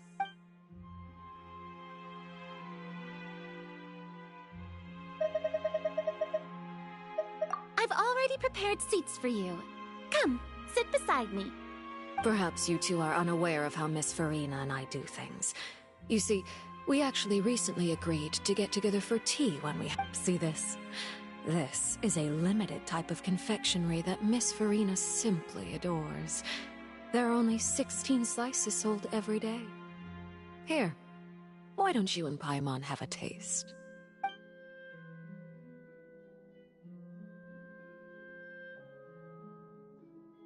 Traveler, what do you think of this cake? That's good to hear. So what Child said was on the mark after all. You do share a taste in desserts with Farina and I. I wonder how he's doing nowadays. You must have heard, right? He's suddenly gone missing. I'm really worried about his safety, you know. Here's to hoping that he's an excellent swimmer. Since we're talking about him, I feel like I should add something. His martial prowess really looked certainly pretty impressive, yeah. Oh, so you're also familiar with his aptitude for fighting, Miss Farina. Oh, right. I almost forgot. Child was subdued by Udex Nuvillette right in front of you. Against ordinary people, my colleague would never be on the back foot. But alas, he just never imagined he'd run into such a person. I must express my admiration for Monsieur Nuvillette. Coming from you, that's not surprising at all. But I thought you would be happier to hear the news. Of course, but it's still a bit of a shame. You see, I would have been far happier had I received this news somewhat earlier. As you well know, a long time has passed since Child disappeared. Well, in any case, there's no need to worry. We know for sure that Child is still alive. Oh, and just how do you know that? Because we found evidence that proved he left the Fortress of Meripede. And where did he go after leaving the fortress? Well... The Fortress of Meripede lies deep beneath the waves. Unless he pranced right out of the main gate, he must have had to swim for it. Do you have any proof that he surfaced safely? Ah, that is good news at least. His sister Tonya sent a letter to Fontaine not too long ago. Since he was unfortunately unavailable, I picked it up on his behalf. Do you have any idea how he usually writes back to his family? Dear Tonya, your letter made me feel like we were still enjoying our time in Snezhnaya together. I'm currently admiring the scenery on the streets in front of the opera house. Is it something like that?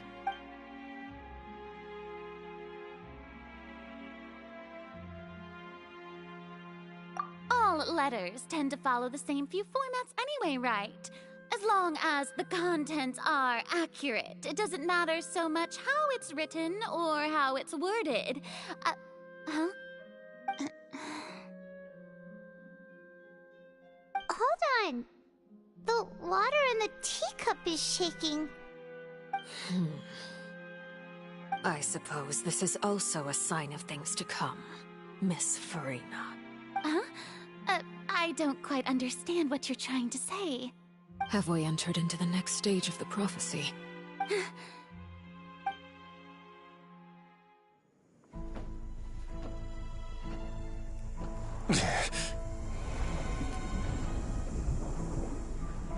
My thanks to you both. I will take it from here.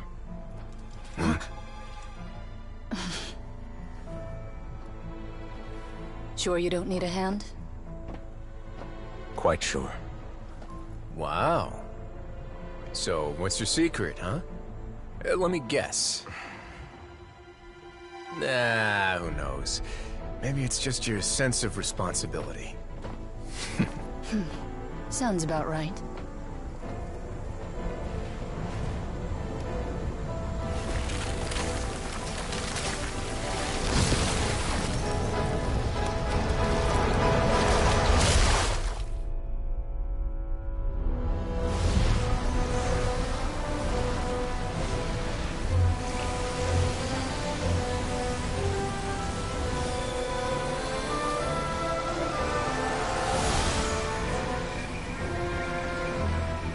Day may come when the prophecy is fulfilled, and the waters burst forth. But it is not this day! This ancient power could easily obliterate an entire race. A tsunami of fury would unleash endless catastrophe.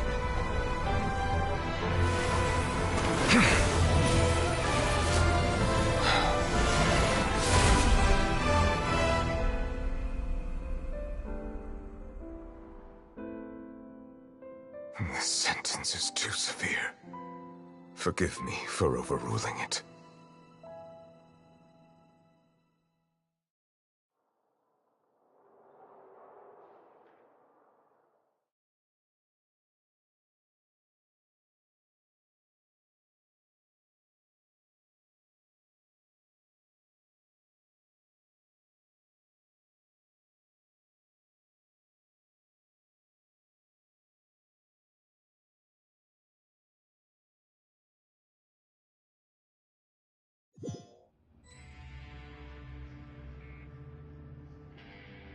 All right.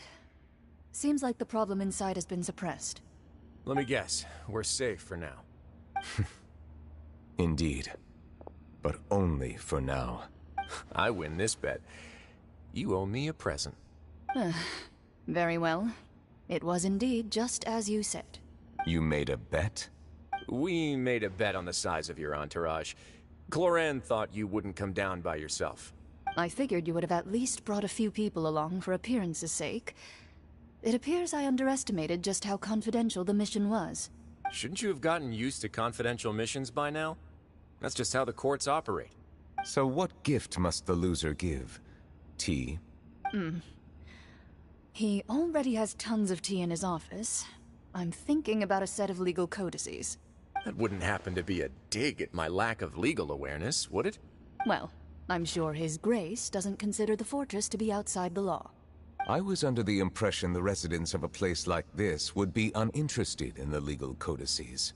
That was obviously a joke. Anyway, you've still got some unfinished business to attend to in the overworld, correct? No need to stay here if you have a pressing matter. We all know you can't leave Palais Mermonia for long. Thank you. I hope everything went smoothly with the Fatui Harbinger.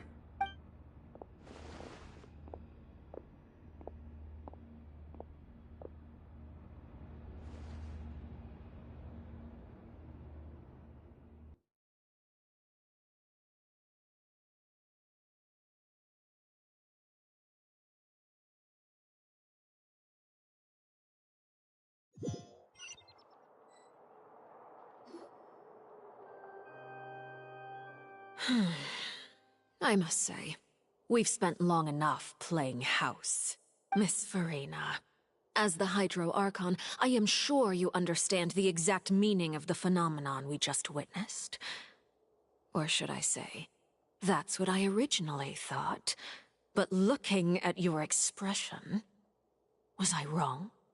And you haven't a clue? What are you trying to say?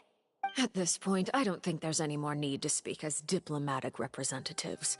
Allow me to speak to you now as just a Fontainian. You know the prophecy by heart, and also that every part of it is being proven true. Yet, here you are relaxing, drinking tea, and eating desserts as if it's all nothing more than a few stray bugs in your garden. Do you really think that's acceptable? The prophecy's hanging above our necks like a guillotine. Every faction is looking for a way to either avert the disaster or save their own. Even the orphans of the House of the Hearth have devoted everything to saving their homeland. But you? It beggars belief just how nonchalant and carefree you have been. From the very beginning, you, the god Focalor, you have utterly failed to take action. You're wrong. I've never ignored the prophecy, nor have I just been passing the time in self-indulgence. Retract your accusation and stop doubting the wisdom of the gods with such absurd conjectures! I am not alone in my doubts, you know. All the children of Fontaine may be harboring the exact same thoughts right now. Oh, great Hydro Archon. How are you going to save them? Save us? How are the people you've sworn to protect supposed to survive in a land that will soon disappear beneath the waves? I have my ways, and I've been working on them for all this time. Even if you look down upon me, you have no right to judge me. Fontaine will be saved. Even if I still cannot see the true future right now, as long as I continue on as I am, I will be able to hold my head up high! Then I ask you, Miss Farina, just what have you been working on? Where can we see it, and what is it doing to help? My machinations are just like the prophecy itself. They will only reveal themselves at the fated time. It is just that beings like yourselves are unable to perceive them as of yet. I see. As a god, the proof of your labor always lies beyond prying mortal eyes. Allow me to be so bold as to ask another way. Would it be possible for you to tell us the parts of your plan that are not confidential? Such as your emergency response plan for the impending disaster? An emergency response plan? Oh, that look in your eyes. Have you not even prepared one of those? The emergency response plan is also strictly confidential. Then allow me to jog your memory. Miss Farina, what is the purpose of your Oratrice Mécanique d'Analyse Cardinal? And what do you plan to do with the massive amounts of indemnitium that has accumulated over the years? The Oratrice? It's just like it appears to be. So you also have no idea. If I'm not mistaken, someone's using it to prepare for something. But unfortunately, it would seem that someone is not you, Miss Farina. I first caught wind of this when Linny tried to investigate the Oratrice in the Opera House. You see, Even just getting close to the core contaminated him with an extremely large amount of indemnitium. But even if that had nothing to do with you, then what could you possibly be working on, oh great Hydro Archon? Oh, right. I almost forgot. Udex Neuvillette is not at the tea party with us today. Miss Farina, I suppose you must have ordered him away to take care of some troublesome business. Yeah, yes, that's exactly right. Please keep it a secret for me. Of course I will. Although, I must say, Miss Farina, you seem quite insecure without the Udex by your side. Oh, very well. Let's stop that conversation here. There are still a few slices of cake left, so please, help yourselves, everyone. Traveler, I heard that you were recently commissioned to handle a few matters on behalf of the Udex. Why don't you take an extra slice of cake? Those who work hard deserve gratitude and praise. You too, Paimon. Thank you. Paimon will take you up on that offer.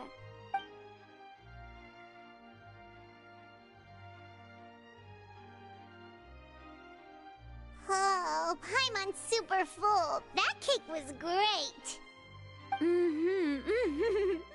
If it's on my tea table, it must be of the highest quality.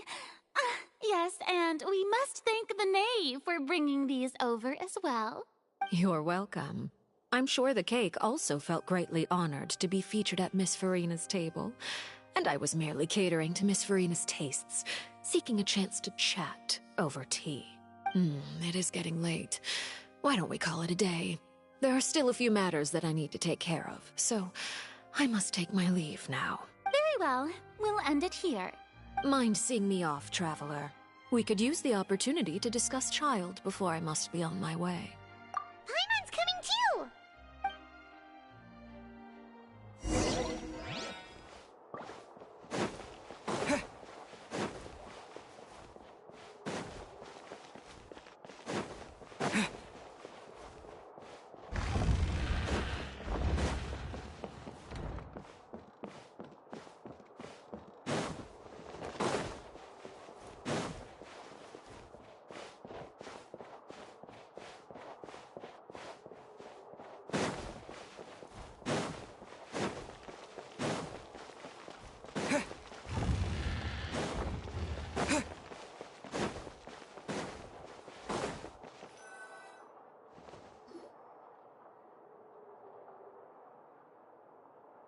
I'm glad that you were willing to come with me.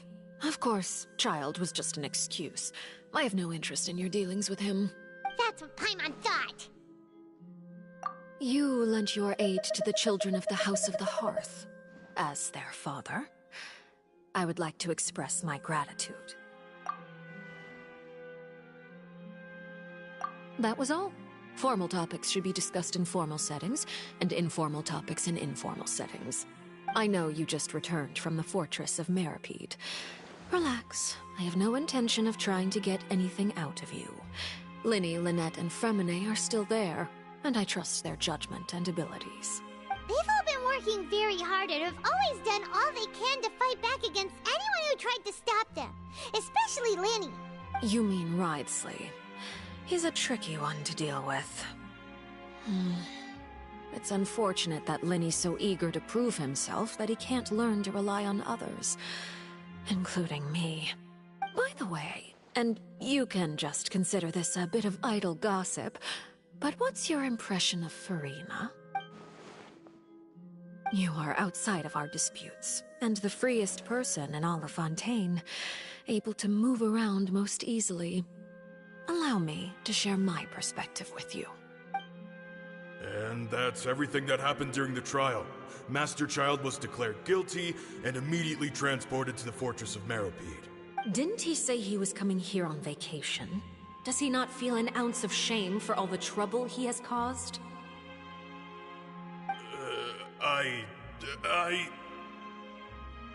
Forget it. He did give us an opportunity. I will be meeting someone shortly. Do you require help with any preparations? No need. I will take care of it myself. I need to meet with Farina, the Hydro Archon. She is at the heart of Fontaine. But what's fascinating about her is that she often seems more like a celebrity than a working Archon. Oh? Come over here, you little critter, you! You dare to run from me? Stop right this instant! My goal is just to discover the location of the Gnosis. But I didn't expect the chance to approach Farina to be handed to me on a silver platter. This is so easy, it's actually making me a bit suspicious. Anything left unguarded is usually just bait. But no one will blame someone for taking the bait. After all, from the moment it was attached to the hook, the bait is meant to be sacrificed. It's just as I guessed in the second before I struck. The Hydronosis is not currently held by the Archon. In fact, this Archon doesn't seem like a god at all. And I sense that she's under some kind of curse. Who are you? And what are you trying to do? Please don't kill me! I'm begging you, please! The fear in her pupils is genuine, so perhaps she's not bait after all. Either way, targeting her has lost all meaning. I left the scene with ease. Nobody came looking for me, and nobody could serve as a witness to my near assassination of Focalor. I suspect even Farina dares not mention this incident to anyone. Not long after, my informants confirmed what I had guessed. After returning to her quarters, Farina quietly cried alone. She was so scared that she could not sleep that night, nor could she even bring herself to eat her cake. There's no doubt that there's something wrong with her. I began to entertain the possibility that she is not the true Hydro Archon. Perhaps Iudex Neuvillette is actually the genuine article. I have to find the Gnosis. If the Neuvillette hypothesis is correct, he is probably in possession of it. Alternatively, it might have been hidden in a place that's hard for ordinary people to access. Yes, Father. My dear children, please speak. News from the Fortress of Meripede. Master Child has gone missing. On top of that, the contacts and guards we bribed at the fortress have all gone quiet as well. Probably the handiwork of that Wriothesley. I'm afraid so. This is a good opportunity. The value of a Harbinger is much higher than most would imagine. We now have an excuse to exert diplomatic pressure on the Fontaine authorities. Set up a meeting for me. I would like to meet the Hydro Archon and Iudex Neuvillette. Oh, and I have an additional mission for you three. Yes, Father.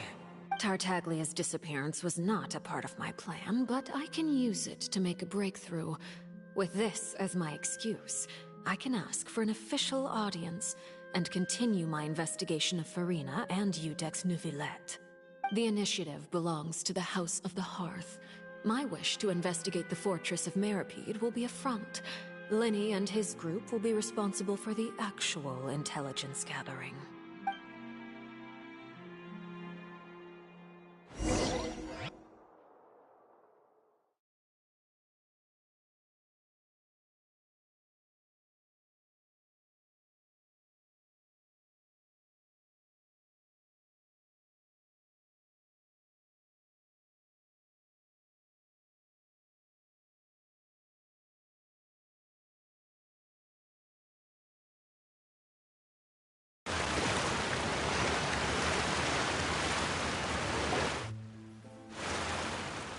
You should know the rest.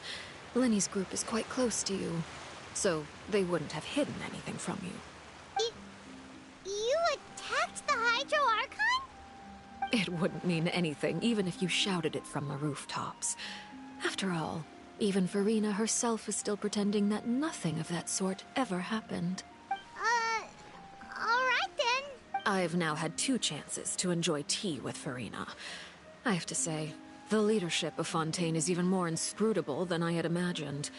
I once surmised that Iudex Neuvillette must be the Hydro Archon, but now, that doesn't seem right to me either. I am a servant of Her Majesty the Tsaritsa. Over my years of service, I've learned how a real Archon conducts and carries themselves.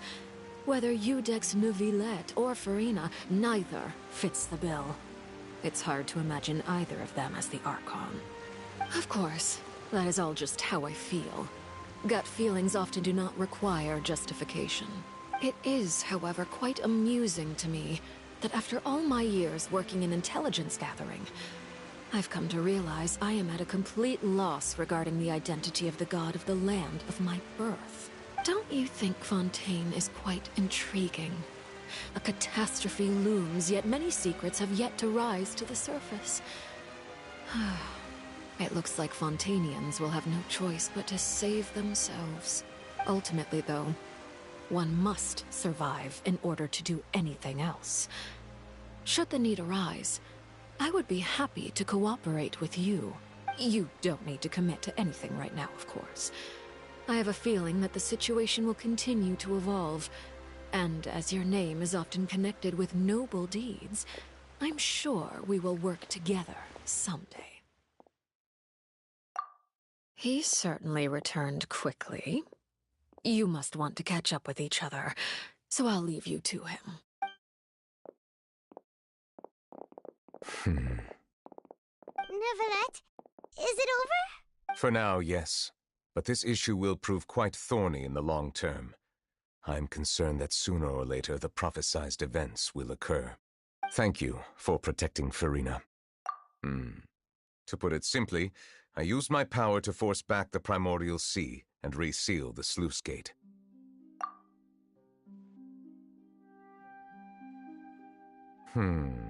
So as expected, the knave has turned up the pressure on Farina. She's trying to feel her out, though I'm still unsure as to her motives. Permission granted. Whoa. It can't be that you're the real Hydro Archon, right? But that's just a speculation on our part, though. You can't tell us?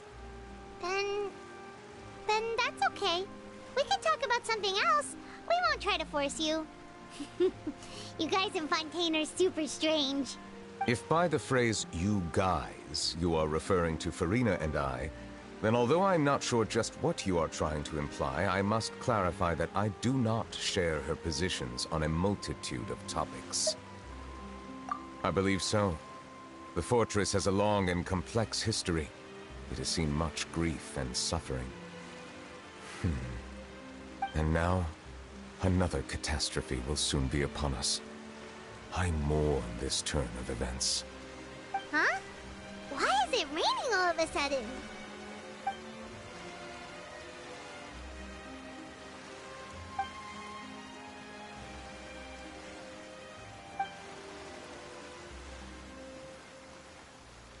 You may be closer to the truth than you think. Oh? And what are you thinking? The dragon of... what? Huh? Please do not be so surprised. Farina?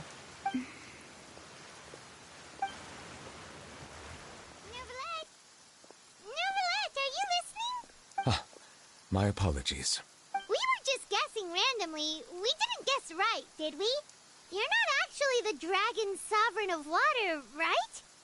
Well, if you don't want to confirm or deny... You guessed correctly. I sincerely hope you'll be able to keep this a secret for me. Right, of course. We'll definitely help you keep it a secret. There's still something Paimon wants to ask you, though. Please, go ahead. Well, if you are the dragon sovereign of water, and you were able to force back the primordial sea from the fortress, then since Fontaine's prophecy is all about seawater, couldn't you just use your power to solve the crisis? None of the currently living dragon sovereigns in the world, myself included, possess our full dragonhood. They say that when the first usurper arrived on Tivat, they seized a part of the dragon's power, Today, that stolen power is the basis of the Archon's authorities. There are 7 elemental Archons and 7 matching dragon sovereigns. The dragon sovereign of water who lived through that era perished a long time ago. As their successor, I know far less of that part of our ancient history. In any case, I believe I will not be able to do much unless the Archon disappears and returns their elemental authority to me. Given the status quo, however, I would recommend finding another way to deal with the prophecy. Oh, so even you can't solve it. I still have some urgent matters to attend to at my office.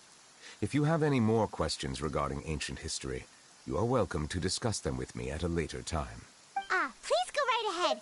There's a place that Paimon wants to go too. Traveler, why don't we pay another visit to the Fortress of Meropide? Paimon is a little worried. We'll see you another time. Take care.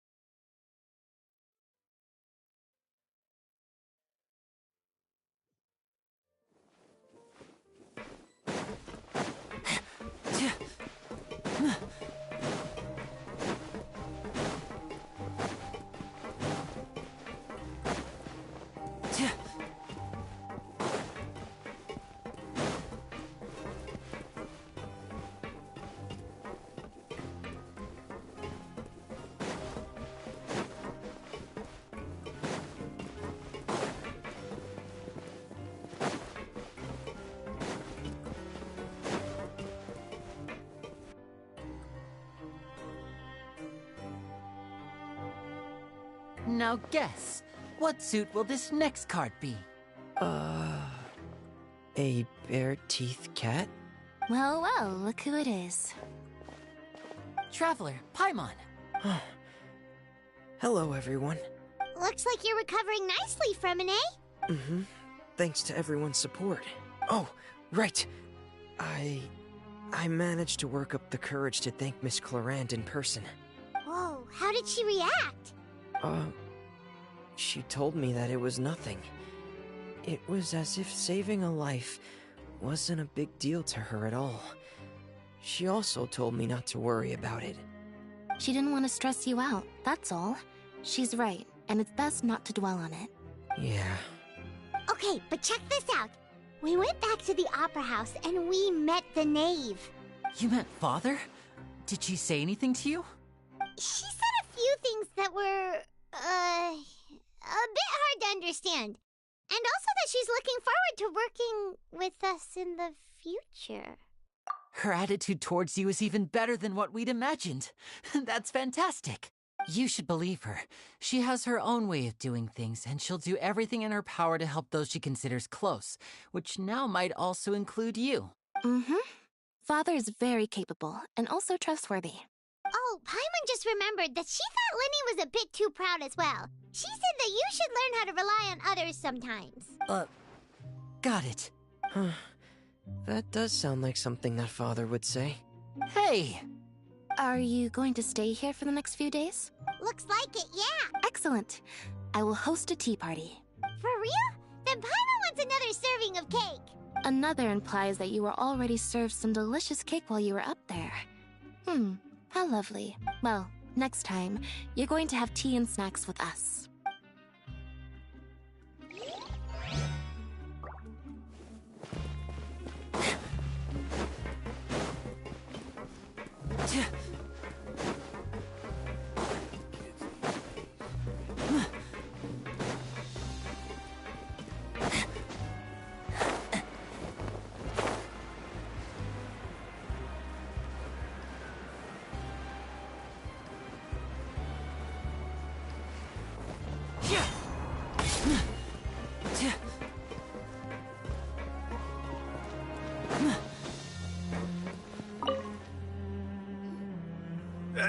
You guys are back?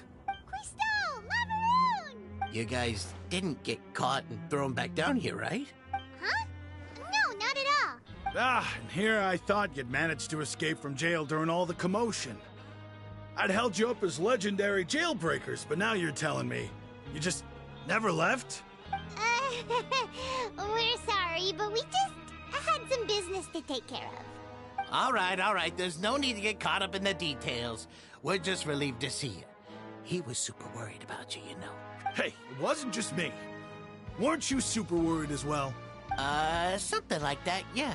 I was also transferred to work in the kitchen a few days ago. I can still hear Quisto mumbling to the carrots. Are those two all right? Do you think they made it out alive? Whenever he'd say that, I'd tell him I'm sure they're fine. Wherever they are, they're kicking back with drinks in hand, enjoying the lovely scenery. Hey, there's nothing wrong with worrying about your prison pals. Is there? I mean, considering how they always love listening to all my gossip. These two. They sure are a lot warmer and friendlier than when Paimon first met them. Oh, well, if you say so. I'll be watching you to make sure you finish every last bite.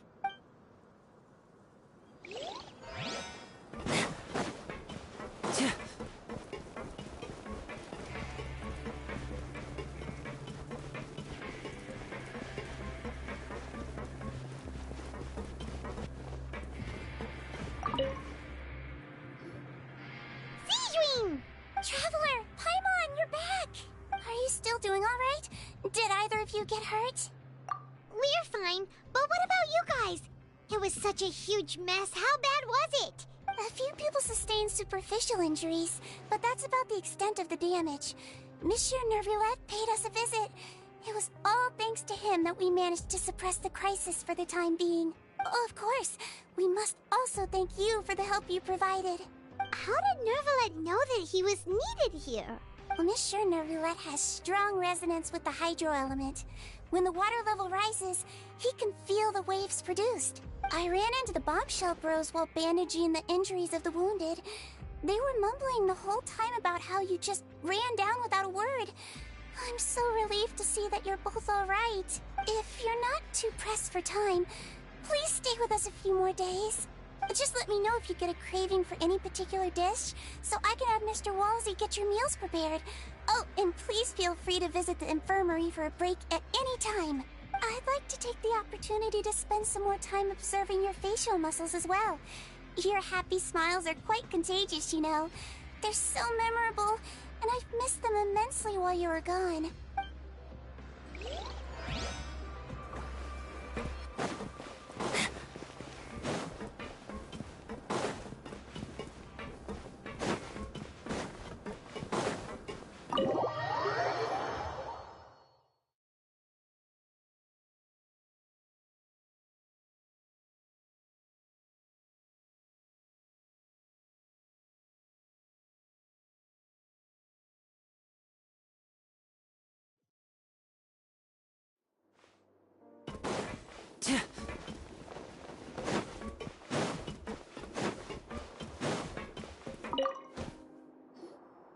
Courier?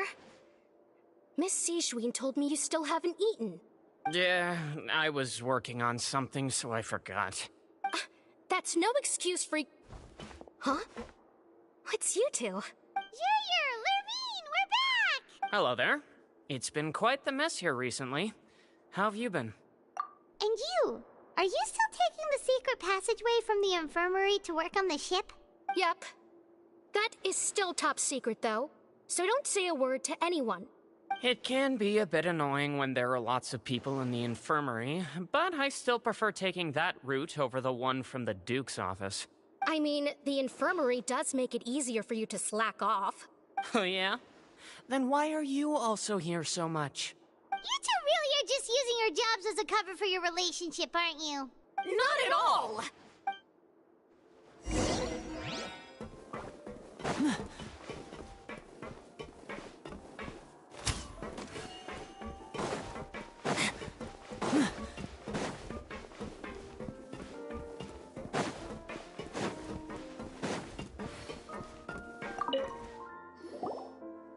Do my eyes deceive me, or did I just see two inmates come back after making it to the surface? Some strange winds blowing of late. We want doing? Is everything still alright? We're fine, for the most part. Neuvillette came down and took care of the worst of it. If that's the case, why don't you just ask him to stay here? Oh, yeah, what a brilliant plan. Let's go convince the Udex himself to exchange the courts of Fontaine for a puddle of water in the middle of nowhere. He came here in a hurry and left without even stopping for a cup of tea. He did remember to take Miss Sigewinne's gift with him, though. He sure sounds super busy. Miss Clorande has left as well.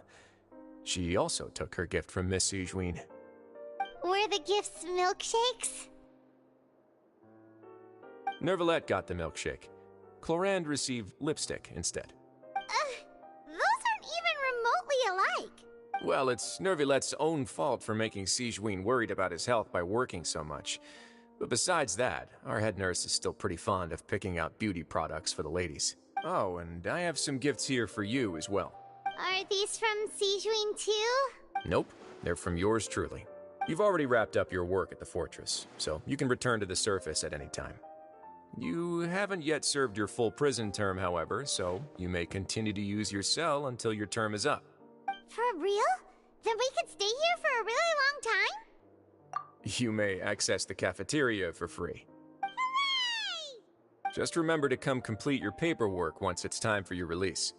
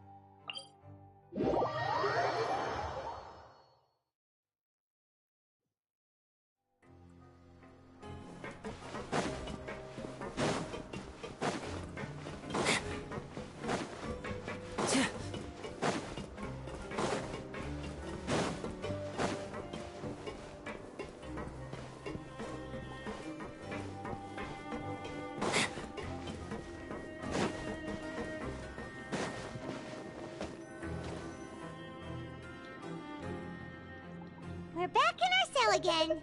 We're no longer prisoners, though, so it really doesn't feel the same. Sure feels that way. But the truth is, we never did anything bad to begin with, so I'm not sure why we put so much pressure on ourselves. Huh? How did you know? Hey, that's not true! All right. Okay, Paimon just wanted to say that we really are an amazing duo after all.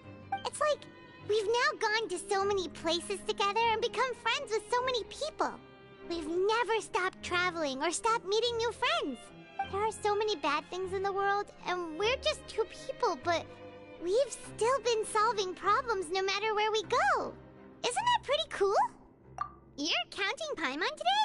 Aren't you the only adventurer here? Then let's ask Catherine to give Paimon an adventurer handbook as well. Paimon will also be an adventurer from today forward. Just our thoughts making Paimon giddy. Paimon's gonna crash, so you sleep soon too. The last time we fell asleep here, we woke up to a whole mess outside our cell. The primordial seawater nearly rose up. That was so scary. We should be safe now, right? All right then. Good night to you, traveler.